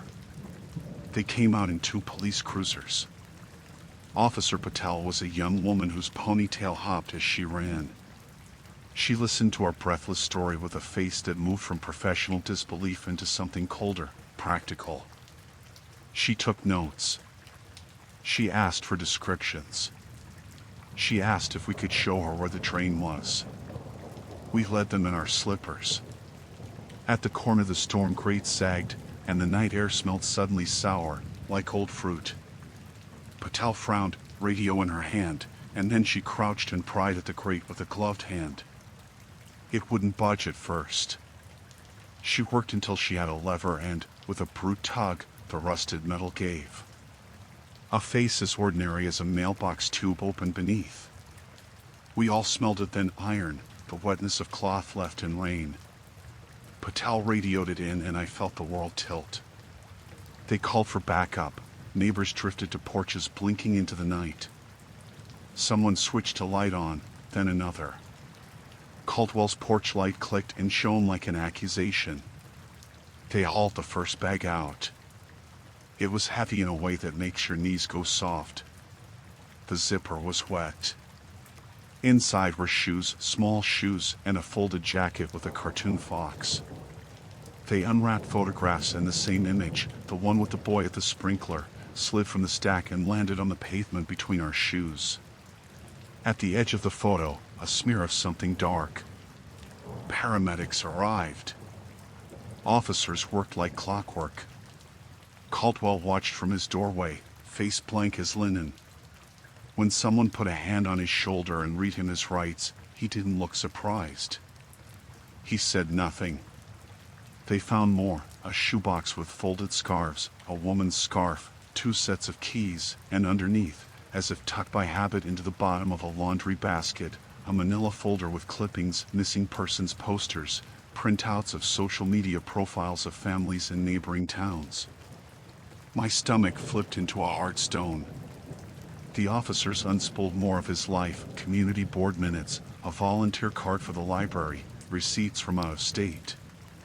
The neatness I'd seen earlier revealed itself as a catalog. By dawn they were hauling bags into the squad cars. They called in detectives, the coroner, and then, because horror requires names to become real, the missing persons unit. The media arrived in beat-up vans an hour later. Lights popped like sudden suns under the maple trees. Our street was a nervous line of neighbors holding mugs and phones, faces lit and pale. Caldwell was taken without struggle. In his kitchen, detectives found a camera set up in the attic pointing toward the sleeping rooms of adjacent houses, its clock set to 3 a.m., like someone proud of his schedule. He had taken photographs, yes, but not of vacations and bookshelves, of faces asleep and of keys on nightstands, of private door slams cataloged as if resources. That afternoon, in a room that smelled like sanitizer and coffee, Detective Morales showed us a thin file. Inside were faces I recognized from posters in laundromats and grocery store notice boards. A girl who disappeared on a 4th of July parade, a man who didn't return from a shift at a diner, a mother who never showed up for her son's school play. They matched the scanned images found in Caldwell's folder. They told us he'd been arrested on multiple counts: kidnapping, evidence tampering, unlawful surveillance. They said alleged and suspect and pending, formal words rounding the edges of the truth. When I sat in my kitchen later and watched the sun tilt and the late morning life resume, mowers revving, kids' bikes scraping gravel, I felt like a foreigner in my own safe little geography. People asked if I was okay. I said yes, because noise requires answers and because there are no words for the shape of horror that settles into your joints. For weeks afterward I checked the locks, twice, 3 times, lingered in doorways, and refused every neighborhood barbecue offer. The trash bags on the curb at 3 in the morning stopped. The metronome stopped. But sometimes, when the house is quiet and my daughter sleeps too loudly and the clock heels toward 3, I hear the scrape of rubber on asphalt in my memory and the wet sound under the grate. I think of the neat stack of photographs and the way Mr. Caldwell's hands had moved as if tucking the world into boxes. They told us they recovered remains, that some families would get answers, that indictments would be filed. That was the end of the neighbor who had been nice at barbecues and precise in his gardening. That was also the part that felt like a relief. The ending was clean in official language. The definitive thing I carried away was small and stubborn. A single photograph the officers let me keep, a grainy snapshot of the sprinkler boy, cheeks like dough. I keep it in a drawer, face up, and sometimes at night I sit with it and say his name aloud as if speaking names aloud stitches people back to the world. It's all I have to prove that curiosity did not invent the dragging sound. Someone had, and now he would not do it again. I had been thinking about dinner, what to defrost, whether to stop for milk, when the rear of the sedan in front of me shuddered into my bumper. It was one of those soft, stupid collisions that feels louder in your head than outside. A dull thunk, a metallic rattle, the radio is cutting into the sudden vacancy where the highway noise had been. I pulled over onto the shoulder, hazard lights strobing. My hands were slick with sweat even though the night air was cold. My heart thudded the guilty rhythm of a man who'd just been careless. The other car coasted 3 feet further and stopped. A tall man in a denim jacket climbed out, hair wet from the drizzle, his face open and normal as if he were stepping into a grocery store. He clicked his hood closed with a bored hand and walked back to my window. "Sorry," I said, reflex. "I wasn't watching." He held up a hand. "It's fine. Just bump." "We'll exchange." He trailed off and glanced toward his car as if remembering something he'd left on the stove. Then I heard it, a muffled banging from his trunk. At first I blamed the spare tire, a loose jack, a box sliding. The sound was a dull, percussive thump, 3 quick beats, then a pause, then a longer, frantic series, like someone drumming from the inside of a drum. The hairs along my forearms prickled. Rain ticked on the roof of my car and the night smelled of wet tar and coal brakes. He stiffened. "That's just," he began, and then cut the sentence off, as if the right words had been swallowed. He walked to the back of his car and popped the trunk. The lid opened on a dark mouth. Rainlight washed the chrome of the latch. For a second nothing visible moved, and I thought the banging had been my imagination until the sound came again, louder, closer, accompanied by a muffled voice.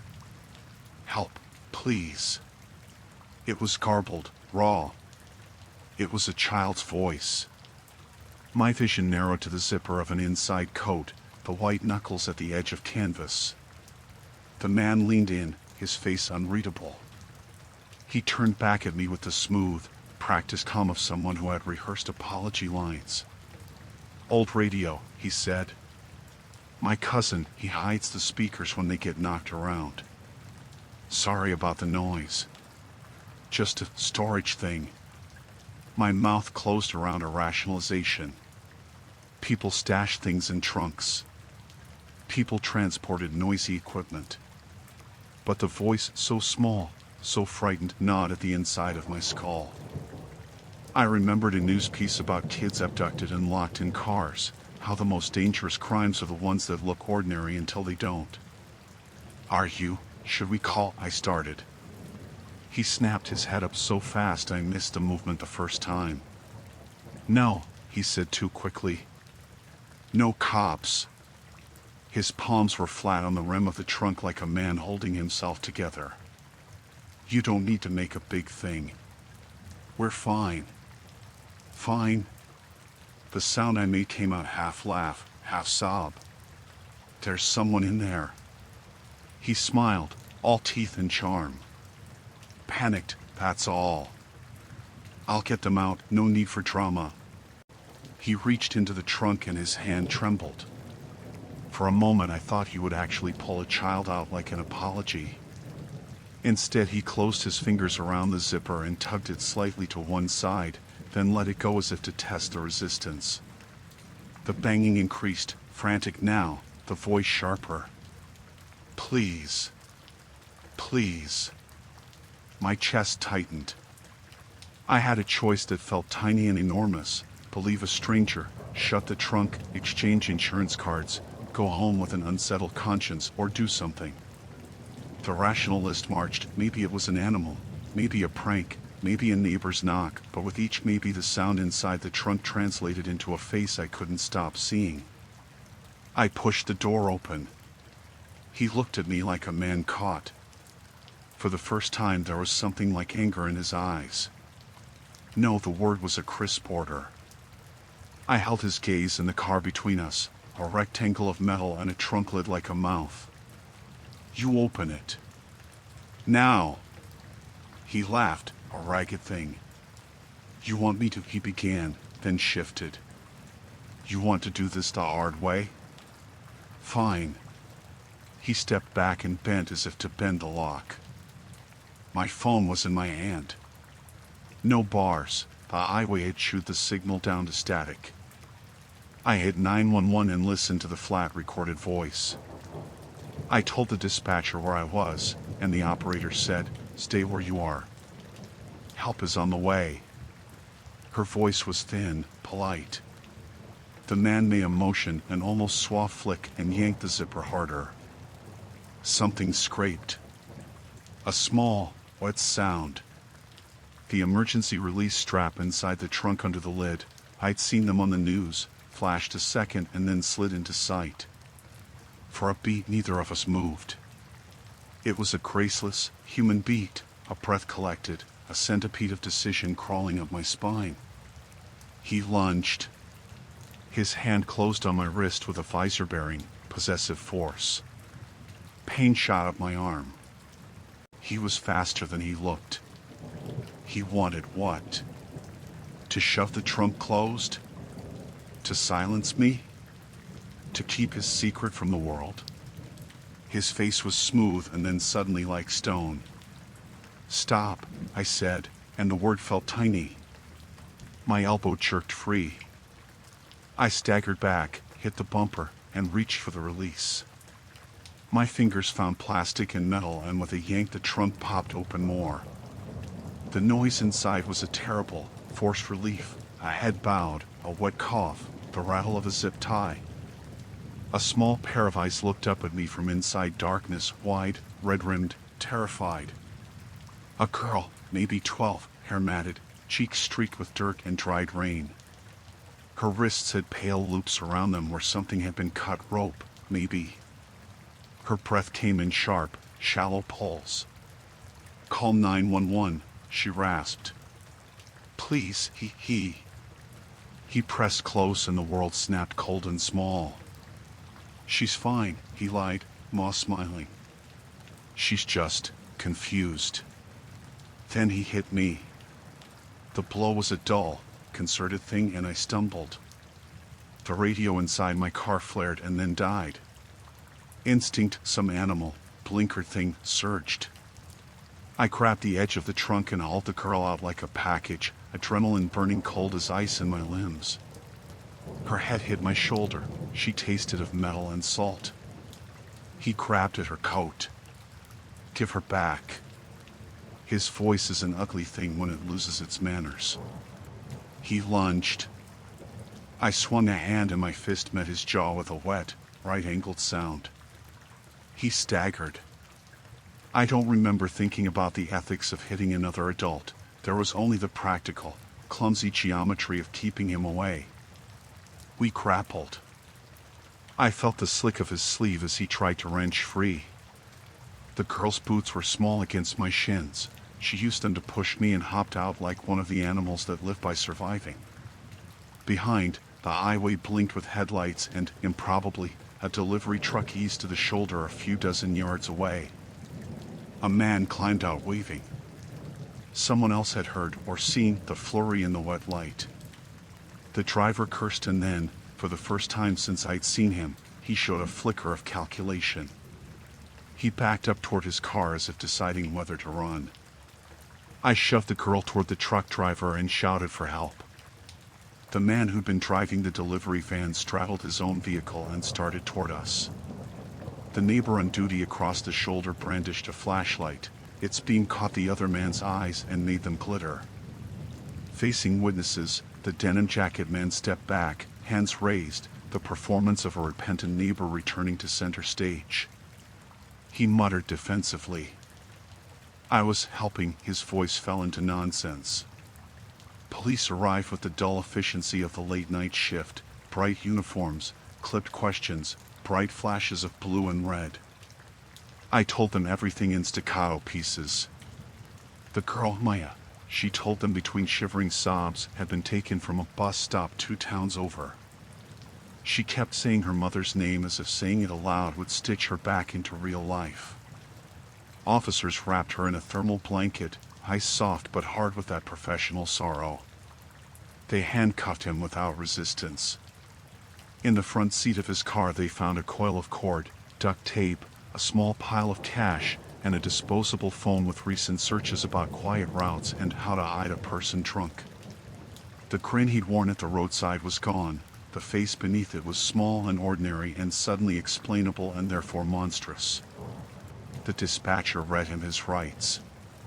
He spit out a string of excuses that crumbled against the weight of evidence. I sat on the curb as the dawn began to thin the rain to mist. My wrists were numb, my shirt smelled of diesel and something copper strong. The girl sat wrapped in a blanket, sipping water like it was a miraculous ocean. An officer took my statement and then another, repeating and transcribing, the bureaucracy like a bandage. Weeks later I watched footage on the local news, grainy cameras from the intersection, my car and his. The trunk popped open, the moment stretched and flattened into a 20-second clip. Detectives later told me he had crossed counties, tried similar abductions, and that the arrest would close several active cases. The girl went home to her mother within a day. I kept a card the detective slid across the table. "You saved a life," it read in blocky type. At night I still flinch at the thought of a trunk closing. I replay the banging in my head and wince at how near complicit I had been in every rational explanation I offered myself. But the finality of it is exact. I hit my brakes, I got out, I heard a sound, I opened the lid.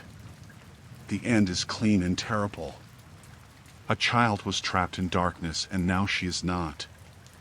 The man in the denim jacket sits in a cell where the lights are intrusive and the doors do not yield.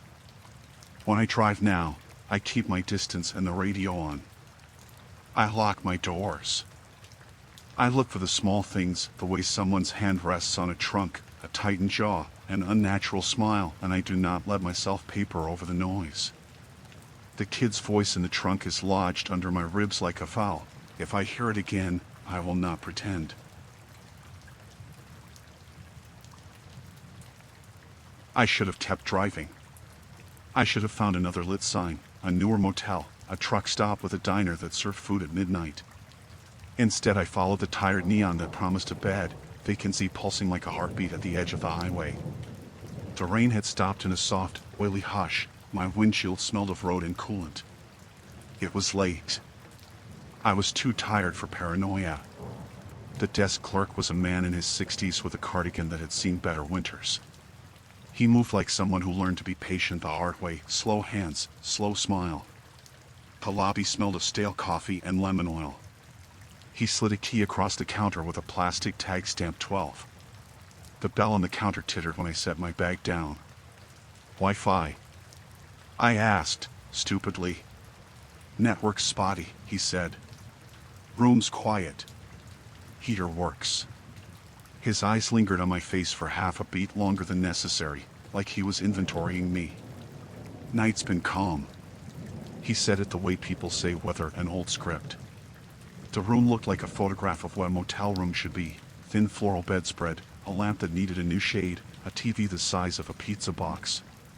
The radiator hissed like a small animal. The wallpaper had a faint pattern that tried to be cheerful. Close up it looked like a forest of small, tired trees. There was a rectangular window above the headboard, its curtains drawn tight with a dead weight. I set my things down and, for the first time in too many hours, let myself breathe. I showered like a man rinsing off a long day of decisions. Hot water scrubbed grit from my skin, the room fogged. When I stepped out the world were sharper, cold air, a towel that smelled vaguely of bleach. I made coffee in the little pot on the counter and watched the TV until my eyes stung. The static on Channel 3 looked like snow in an old movie. Around midnight I turned off the lamp and lay down, the mattress complaining, the smell of detergent trying to be reassuring. Then I heard it. A soft metallic rattle at the door. Not loud, at first it could have been the wind prying at the frame, a truck settling on the highway, a shutter ticked by a careless guest. I lay still listening. The sound paused. My heart ratcheted into a new gear anyway. Wind, I told myself. Chain on, deadbolt engaged, keys in my pocket. Rational things for irrational nights. It came again, this time with a little more insistence, the knob a slow, precise jiggle followed by a pause, then the handle tapping as if someone tested it with repeated, careful fingers. The chain by the inside latch rattled faintly toward the edge. It sounded like someone learning the door by feel. I sat up, muscles in my shoulders tight. I had read about something like this, people who slipped in during a blackout, opportunists looking for wallets and phones, or worse. I told myself the motel would have security, that someone outside could be a lost soul, a resident returning too drunk. I said all those things because saying them felt like armor. I got out of bed and toggled the chain, feeling the cheap metal bite at my palm. "Hello?" I said through the door, too loudly. The sound felt naked in the room. The rattling paused. A flat, male voice answered, muffled by the door. "Ma'am? I'm sorry. Wrong room. Sorry." It was low, practiced, apologetic in a way that demanded forgiveness. Relief slid through me so fast it left a guilty slick. A man, not an animal. A mistake, not design. I should have stayed in bed. Instead I asked, stupidly, "You okay?" No answer at first. Then the handle turned again, this time with a new technique, light, fingernail quickness, like someone moving a lock without a key. The chain trembled, the door softened to his push. The voice returned, closer to the crack at the bottom of the door. "Please, I'm just..." I grabbed the phone I tucked under the pillow. No bars. The hallway outside the room, I could see through the slit of the door, was a pool of dim light and damp carpet patterned with avocado circles. The emergency light at the end of the hall winked, then steadied. I pressed the deadbolt harder, feeling the mechanism groan. The rattling became a tapping, rhythmic, as if someone outside had found a cadence to work with. Behind the door, I heard a new sound, low breathing, then a small metallic scrape that could have been a key being fumbled. My palms went slick. I tried to pull myself toward reason. Maybe a guest next door had let their kid play with keys. Maybe the clerk had misplaced a master. Maybe it was the rain shifting a stray board. Rationality felt thinner and thinner against the sound. I slid the chain into place more firmly and crouched, balancing myself on a drawer. The handle rattled again, harder this time, then softer. Then a new sound threaded through the metal knocks, a high, wet dragging as if something heavy scraped the linoleum outside. It timed itself to the handle, a punctuation, a stamp. I called the desk. The line on the motel phone crackled. Someone picked up on the third ring. "Front desk?" I said. My voice was flat with forced calm. "There's someone at my door." "Just a minute," the man said. Then a weary laugh, as if someone else's emergencies were a Tuesday script. "We had a lot of walks tonight." His voice thinned. "Room service?" "No," I whispered. The handle clattered again and then menacingly slid under the bolt. "Please, come please." Okay. He sighed. "I'll be up." The call ended with a soft click that felt like a promise. Time stretched. I listened to the movements outside, the careful footfall, the man's voice muttered into the keyhole. He spoke nonsense, a half-song, like someone verbalizing a map of my door. Once, he said my name. No, he said the username I'd used when booking, the email handle I used for small transactions. The air left my lungs. My mind began to compile small, impossible details and make monsters out of them. The clerk's eyes, the way he'd looked at me, the fact there had been one occupant on the log that night, the way the maintenance closet was unlocked when I passed it. I tried to tell myself I was overwrought. I tried to dress my fear in plausible excuses. Each explanation was a thin paper over a widening gap. A key turned in the deadbolt. A precise click. My stomach dropped. The chain gave under him. He pushed. The door bowed inward about an inch. I lunged and shoved my shoulder against it, a stupid theater of resistance, while my mind emptied to one command: survive. The chain snapped with a small, horrible sound like something being unmade. My shoulder slammed against wood, the breath forced out of me. The opening widened. I reached for the lamp on the nightstand, something heavy and honest, and raised it. Get out. I screamed. The door opened a fraction more. A shape filled it, a man with a shadowed face, rain beaded on his jacket, eyes leveled in a way that made my skin prickle. He smiled, but the smile was the wrong shape for his face. He seemed, absurdly, as if he had rehearsed this entrance before and found the moment long awaited. He slid in, quiet as a thought. The room smelled of wet wool and old money. He moved like a man who knew exactly how much space to take. For a second I measured his things, his shoes, his keys, and tried to find the ordinary. There was none. I swung the lamp with a force that surprised me. It struck him in the shoulder. He staggered but didn't fall. He laughed once, a small, clinical sound. Then he lunged across the bed with a calmness that made my mouth taste metal. We grappled. His hands were like cold leather on my wrist. He said, in the same low voice I'd heard before, "You shouldn't scream." Something in me unclenched. A trained animal part that knows how to make people notice reached the surface. I screamed again, louder, and this time the hallway answer was different. Shoes hit carpet. Lights flared. A door down the hall banged open as the clerk, older cardigan, Ty Askew, rushed toward us with a flashlight. He shouted something I couldn't make out, and in the sudden exposure the man who'd been trying to be a shadow let go. They wrestled him out into the corridor. The clerk's face was white as a dish towel. I called. He kept saying to me, to himself. Sirens welled. The man didn't fight the officers. Perhaps he knew there was a small script for every corner of the night. They led him to a patrol car. They cuffed him with an economy of motions that stripped his performance to ordinary metal. The officers found a pocketknife file of lockpicks and a small bundle of motel reservation slips, photocopied driver's licenses, and a phone with dozens of notes about room numbers. Later, under the washed-out light of the lobby, they read him Miranda. He said nothing that fit any story. The detective told me afterward he had 3 prior misdemeanors for trespassing and a string of complaints across several counties, man identified as the doorman on motel kitchens and police blotters. He followed a pattern, late sign-in, a man who looked like a neighbor.